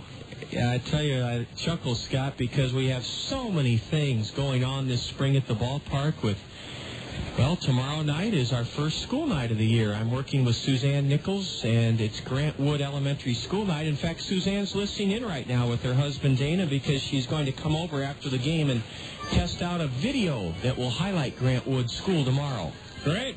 Then when we return, I host Viola Gibson night and Nurses Recognition night, so it's always nice to catch up on rest and exercise on the road, but thank goodness for the phone and the computer, because we have a lot of fun things in the works. Now we're headed to, we're back to Grand Rapids, right? Battle Creek. Battle Creek, okay. And then to Lansing. A 2-1 pitch to Martinez is fouled away to the right, so we play the Devil Ray minor leaguers in Battle Creek, Michigan. Their record is 6-6, and then we go to Lansing, and they have the best record in the Midwest League. They're the Toronto Blue Jay minor leaguers. They're 9-3. Yep. Couple of American League affiliates. Brett takes a curve just inside. Stike wanted the call. Did not get it, and it's a full count to Brett Martinez. 4-0 Whitecaps. Bottom of the ninth inning. Nobody on. 1 away for the Kernels. This will be the last time you go to Battle Creek, isn't it? Very, very good point, Scott. A ground ball wrapped up the middle is a base hit for Brett Martinez. And the Kernels are alive with 1 out here in the ninth. Brett stroked it hard right over the rubber into center. His first hit of the game, and it's the Colonel 7th hit of the night. Yes, Scott, that franchise in Battle Creek, which has been an Astro affiliate, a Red Sox affiliate, an Astro affiliate, and now Yankees and Devil Rays, all of that in my 11 years. Now they'll be moving after this season to Midland, Michigan. And, Scott, we may have our wish coming true. Here comes Matt Walbeck walking very, very purposely to the mound, and he may bring in his closer, Orlando Perdomo. 4-0 Kernels trail here in the ninth. Matt Walbeck is looking Ricky Stike right between the eyes and making a pitching change. Ricky Stike is lifted after going an inning and a third. So far, he's given up no runs on 2 base hits. He struck out 2, and he walked none. And Orlando Perdomo, a right-hander, is coming on for the Whitecaps.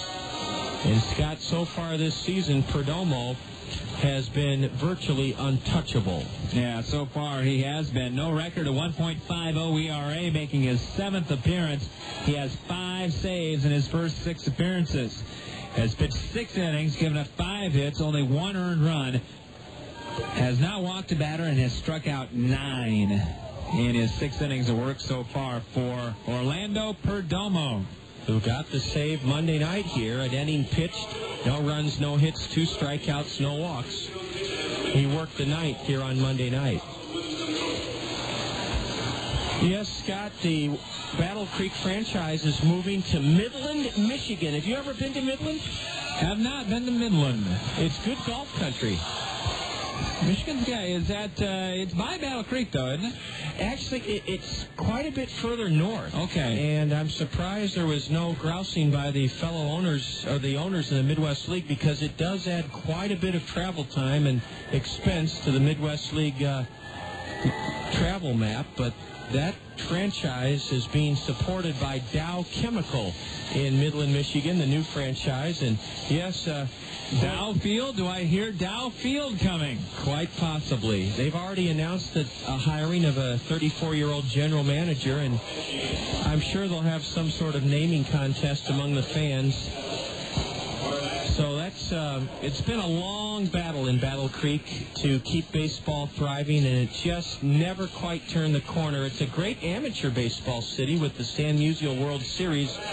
They play in a classic old ballpark, C.O. Brown Stadium, and yes, this will be our last visit there. Yeah, so you'll have to get a few more miles on the Tri-State Travel Coach up to Midland. That's exactly right. Well, here's Travis Schlichting, 1 for 3 tonight. The Kernels have a runner at first with 1 away. Down 4-0 here in the ninth inning. How big was that 2-run, 2-out triple by Cameron Maybin? Well, could wind up being the difference in the game. It was in the top of this ninth inning.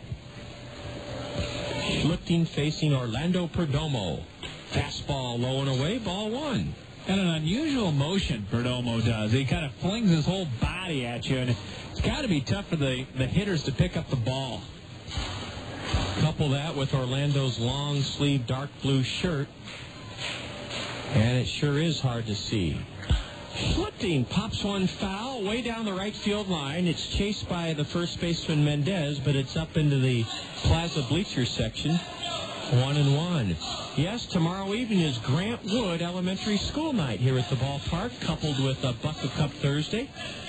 And it'll be great to see all the kids from Grant Wood Elementary School. It's our first school night of the season. Of how many? I think 17 to 20. A ground ball foul cranked to the base of the Whitecap dugout railing. It's 1-2 to Travis Schlichting. Speaking of Battle Creek, Travis played as a Southwest Michigan Devil Ray last year before the Angels acquired him from Tampa Bay in a deal that sent Josh Paul to Joe Madden's club. Schlichting didn't mean to, had a hesitation in his swing. He went around, and strike 3 on Travis swinging, and they're 2 away here in the 9th inning. Yeah, Travis will know all the haunts. Yeah. Up in Battle Creek. You know, all the good places to eat. Sure. Hang out. That could be a real advantage if used properly. I trust you guys will use it properly. I think so, too. Dallas Morris, 1 for 3 tonight, doubled with 1 out in the 5th inning. He's trying to keep this Kernel 9th inning going. 4-0 West Michigan. They're trying to raise their record to 7-5 and hang a loss on the Kernels that would make our record 7-6. Hey, Perdomo does not throw anything straight. It's dipping, it's diving. Kind of like your White Sox from a year ago, El Duque, Jose Contreras. Is he with Arizona now, Scott? Well, that's Hernandez. Or Orlando Hernandez. Yeah. A high pop foul, and near the Plaza section, it's caught to end the game. What a catch by Rafael Mendez. He reached into the stands and caught it. A foul ball, and he saves the souvenir, and a big bear hug from Orlando Perdomo for the first baseman, Rafael Mendez. Scott, that was a defensive play of the game. Yeah, it was, and that reminded you of the World Series last year. Final game with the White Sox making that play in the stands right over there. But that was a heck of a play by Rafael Mendez, and he reached over the railing, just plucked it right out of there, brought it back. And it ends the Kernel hopes of a comeback. Orlando Perdomo with his 6th save of the year, and it's his 2nd of the series. Dallas Morris fouls out down the first base line to end the game. No runs for the Kernels in the 9th inning. 1 hit. There were no Whitecap errors. Kernels leave a runner in stranded 7, and the Whitecaps capture the 3rd game of this series to take a 2-1 lead in the series, shutting out the Kernels 4-0. Scott and I will be back in just a moment with the totals, highlights, and more on the Kernel Curtain Call here on the Kernel Radio Network. Next up, a musical taste of Dr. Pepper. It's a new spin on an old vibe. From me to you, a tasty sip of Dr. Pepper for your ears, and it starts like this. I'm a pepper, he's a pepper, she's a pepper, we're a pepper, wouldn't you like to be a pepper? Now that's cool, but pepper, it's a little better. So let's slide in a taste of this.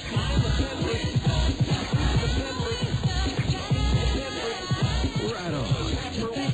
But there's still more to it.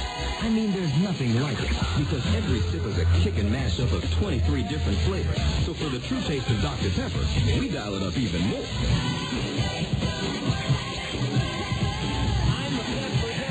You know it.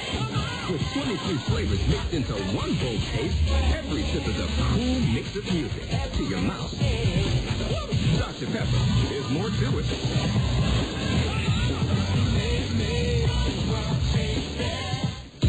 Your home is a place for savoring all the good things in life. It's a place for celebrations. It's a place where memories are created. To make sure your home is properly insured, visit Sheets Forest Draper in Marion, your professional Pekin insurance agency. Sheets Forest Draper will give you all important details about homeowners insurance with complete coverages and surprisingly affordable rates. Visit Sheets Forest Draper in Marion for homeowners insurance for your well-lived and well-loved home. It's time for the Kernels Curtain Call. Now with a game recap, a complete look at the State Farm scoreboard, and a look ahead to upcoming action, let's rejoin the voice of the Colonel, John Rogers.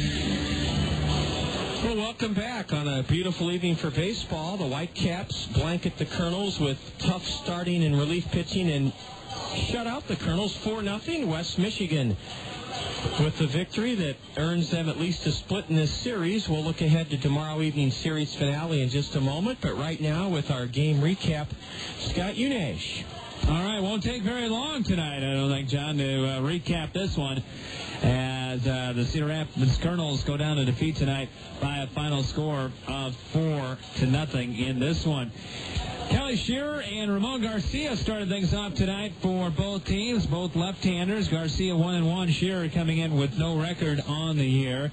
And after each one went through a scoreless first inning, it was West Michigan getting a run in the top of the second inning, an unearned run. Matt Joyce with a walk. And after a pair of strikeouts to Ryan Roberson and Jeremy Laster, Corey Middleton brought home Joyce, who had advanced to second on an errant pickoff throw, went to third on a wild pitch. Corey Middleton, a little infield dribbler that went for an infield single and an RBI, and that brought home Matt Joyce for a 1-0 West Michigan lead, and that would prove to be all they would need in the ball game. Did score a single run again in the fifth inning. After one was out, Will Rhymes with a double down the right field line after a Mike Hollimon lineout. Cameron Maybin with the first of his 3 RBIs on the evening as he hit a single to right field, bringing home Rhymes, and that made it 2-0. And then 2 insurance runs for the Whitecaps in the top of the 9th inning after 2 outs. Will Rhymes, after a couple of ground outs, coaxed a walk off Colonel relief pitcher Brock Butcher. Then Mike Hollimon singled him over to second with a single to center field. And then Cameron Maybin came up and plucked those 2 guys home with an RBI rocket triple down the right field line. His second and third RBIs of the night. RBIs 10, 11, and 12 on the night for Cameron Maybin, and that made it 4-0. That was more than enough for Ramon Garcia as the left-hander went 7 innings to get the win tonight. Gave up only 5 hits, struck out 2, walked 2, did not allow a run tonight for West Michigan. Ricky Stike came in and gave good relief, and then Orlando Perdomo closed it out tonight for West Michigan. Kelly Shearer, not too bad. A little bit of wildness problems. Did strike out a season high of 7, but threw 3 wild pitches to go along with 4 walks in his 4 2/3 innings. Daniel Hawkins was sterling tonight in relief. 3 1/3 for the Kernels. No hits, no runs. Struck out 3, only walked 1 in his 3 1/3 innings of work tonight for the Kernels. But just enough West Michigan offense tonight, John, to offset some decent pitching tonight. Kernels made a few little errors, and the Whitecaps come away with a 4-0 lead, or 4-0 win, and take 2 out of the first 3 tonight. 4 runs, 7 hits, 1 error for West Michigan. They left 9. The Kernels no runs, 6 hits, 2 errors. Kernels left 7. Winning pitcher was lefty Ramon Garcia. As Scott said, he was just in command tonight with those 7 shutout innings. He's 2-1. Colonel loser Kelly Shearer 0-1. Game time of 2 hours and 34 minutes before a Fairfax State Savings Bank Money Wednesday crowd of 1,026. Scott and I will be back in a moment and have our PRC play of the game. 4-0 Whitecaps. This is Colonel Baseball on the Colonel Radio Network. Fairfax State Savings Bank is paying you to come to the ballpark every Wednesday this season. You heard right. Fairfax State Savings Bank is paying you to come to Veterans Memorial Stadium every Wednesday this season. The first 750 of you Kernel fans to enter the gates before Wednesday's home game will receive an envelope full of money inside from Fairfax State Savings Bank. Each of those 750 envelopes will contain a greenback up to a $100 bill. Fairfax State Savings Bank, free money Wednesdays. Come early to line your pocket with cash. There's a lot you can do to satisfy your taste for Italian. You can marry one. Do you, Susan Smith, take the Giuseppe Florentino? You can drive one. Or you can go to Zio Giano's and feast on Zio's homemade bread, pizzas, and pasta, authentically prepared as Zio Giano's famous Italian style. Zio Giano's for the hometown taste of Italy. Oh, come to Zio Giano's, the pasta makes you feel. Come to Zio Giano's for real Italiano. Come to Zio Giano's, the pasta makes. Our second portion of the Colonel Curtain Call in a 4-0 West Michigan win highlights the PRC play of the game. If you're looking for a career with a company with a great heart, contact PRC at www.prcnet.com. PRC terms its benefit package Life Essentials. That's how strongly they feel about treating you with that great heart that I told you about. Medical, dental, vision, and pet insurance at PRC. So, too, is a 401k savings retirement plan. Competitive pay, flexible schedule, and a casual dress code. A job at PRC is a job you'll love. With the Kernels trailing 2-0 in the 8th inning, Heinle Stacia faced right-hander Ricky Stike. And here is our PRC play of the game. 3-line drive to them rockets by Brad Kuhn. And a rocket into right center by Heinle Stacia. It's cut off on one hop by Matt Joyce. He made a terrific fielding play to hold Heinle Stacia to a long 2-out single. Heinle has his second hit of the game, and it brings the tying run to the plate for the Kernels here in the bottom of the 8th inning. And that's why we chose Heinle Stacia's 2-out single, his second of the game, that did bring the tying run to the plate in the 8th as our PRC play of the game. 4-0 Whitecaps. When we return, Scott Unash will have a complete look at the State Farm Major League scoreboard here on the Kernel Radio Network. The hottest feature in beautiful Veterans Memorial Stadium is the coolest place. It's the Whirling Waters Home Run Hot Tub. How can you and your friends relax and splash it up from the most coveted spot at the ballpark? Simply register at Center Point in Westfield Mall and listen to Mix 96.5. If you're selected as the winner, you'll enjoy the ultimate entertainment experience. AquaJet Stream Comfort atop the left field wall in the Whirling Waters Home Run Hot Tub. Brought to you by Westfield Mall and Mix 96.5. It's unheard of and industry first. A car and truck from the same manufacturer to win the coveted Motor Trend Car of the Year and Motor Trend Truck of the Year in the same year. And the award goes to Honda. Yes, the 2006 Honda Civic wins the Motor Trend Car of the Year, and the 2006 Honda Ridgeline wins for Motor Trend Truck of the Year. And you can find them both at Randy Kill Honda on Center Point Road Northeast. Randy Kill Honda is the home of confidence. Check out their huge selection of new inventory, including the Honda Civic Hybrid, with fuel savings of up to 50 miles per gallon on the highway. You owe it to yourself to see why Motor Trend voted the Honda Civic and the Honda Ridgeline the Motor Trend Car and Motor Trend Truck of the Year for 2006. Visit Randy Kill Honda in person on Center Point Road Northeast or online at randykeel.com. Randy Kill Honda, where they treat you right. Here tonight at Veterans Memorial Stadium, the Whitecaps made it 2 of 3 in this series with a 4-0 win over the Kernels, and we now turn our attention to the State Farm Major League scoreboard. It's brought to you by State Farm Insurance agents Al Shetler. Dale Thompson, Brad Dunn, and Gary Schubat. And we'll start with afternoon action, and then Scott will bring us up to speed on all the night games on the State Farm Major League scoreboard. All right, John, let's take a look at the finals this afternoon. First of all, in the National League, it was Cincinnati coming from behind, 1 in the 7th, 3 in the 8th, and 1 to win it in the bottom of the 9th as they knock off Florida 9-8. St. Louis shut out Pittsburgh 4-0, a two-hitter for Chris Carpenter, who goes to 2-1. Edmonds and Eckstein homering in that one for the Cardinals. Atlanta behind Tim Hudson defeat Tom Glavine and the Braves 2-1 at Shea Stadium this afternoon. Andrew Jones with his 8th home run. That's 3 in the last 2 days for Andrew Jones. And San Diego gets 13 this afternoon as they defeat Colorado at Coors Field 13-4. Park over Dick in that one. Games in progress in the National League. They are in the 9th inning in Philadelphia.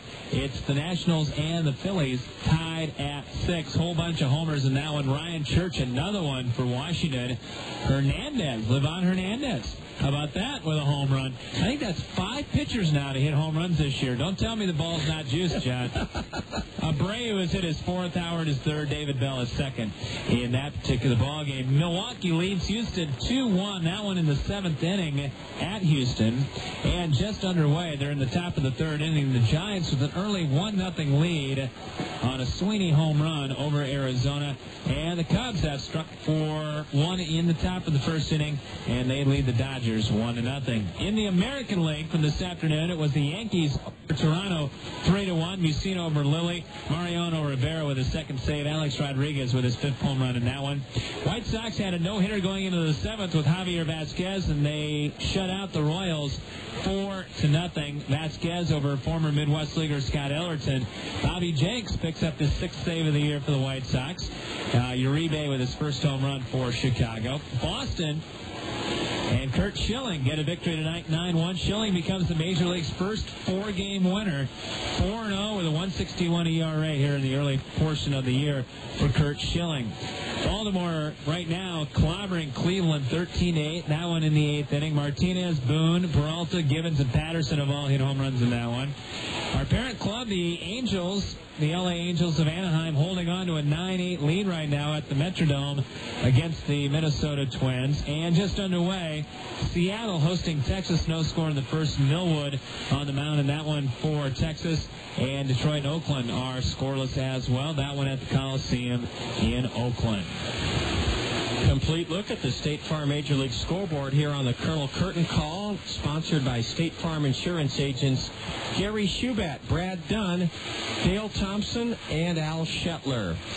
Well, Scott, you and I've been spoiled the last 2 homestands. It's the only analogy I can make is like getting to either fly first class in an airplane, which I've never done, or stay in a 5-star hotel, which I've never done. Thanks to Kevin Alexander, Rick Sellers, and Eric Walker, we are in a position to have, we've been spoiled with their engineering excellence that has allowed us to broadcast and describe and entertain, and the quality of the signal just unparalleled because of the crew at KMRY. Tomorrow evening, we hope to have our dedicated phone line in so we can get back to normal with our great sound with the Comrax Vector, but I think you'll second me and thank our partners on the Colonel Radio Network. Oh, absolutely. Great job by all those folks. And, we'll cross our fingers and hope everything works tomorrow. That's the goal with the dedicated phone line. Scott, thank you for coming out and adding so much to the broadcast as you always are willing to do. It's great to have you alongside for this game tonight, which the Whitecaps won 4-0. Always glad to do it, John. And we will talk to you, if not beforehand. We'll talk to you during the road trip. And have fun up there in the great state of Michigan. We sure will. Hope to even this series at a game or 2 games apiece and gain a split tomorrow with Bucka Cup Thursdays and Grantwood Elementary School night. For 4-time Iowa Sportscaster of the Year Scott Unash and KMRY's morning host and programming director Eric Walker. I'm John Rogers. Once again, West Michigan blanks the Kernels 4-0. 610 South Slope Communications, 888 play showtime tomorrow. That does it from the ballpark. So long. You've been listening to Kernel Baseball on the Kernel Radio Network.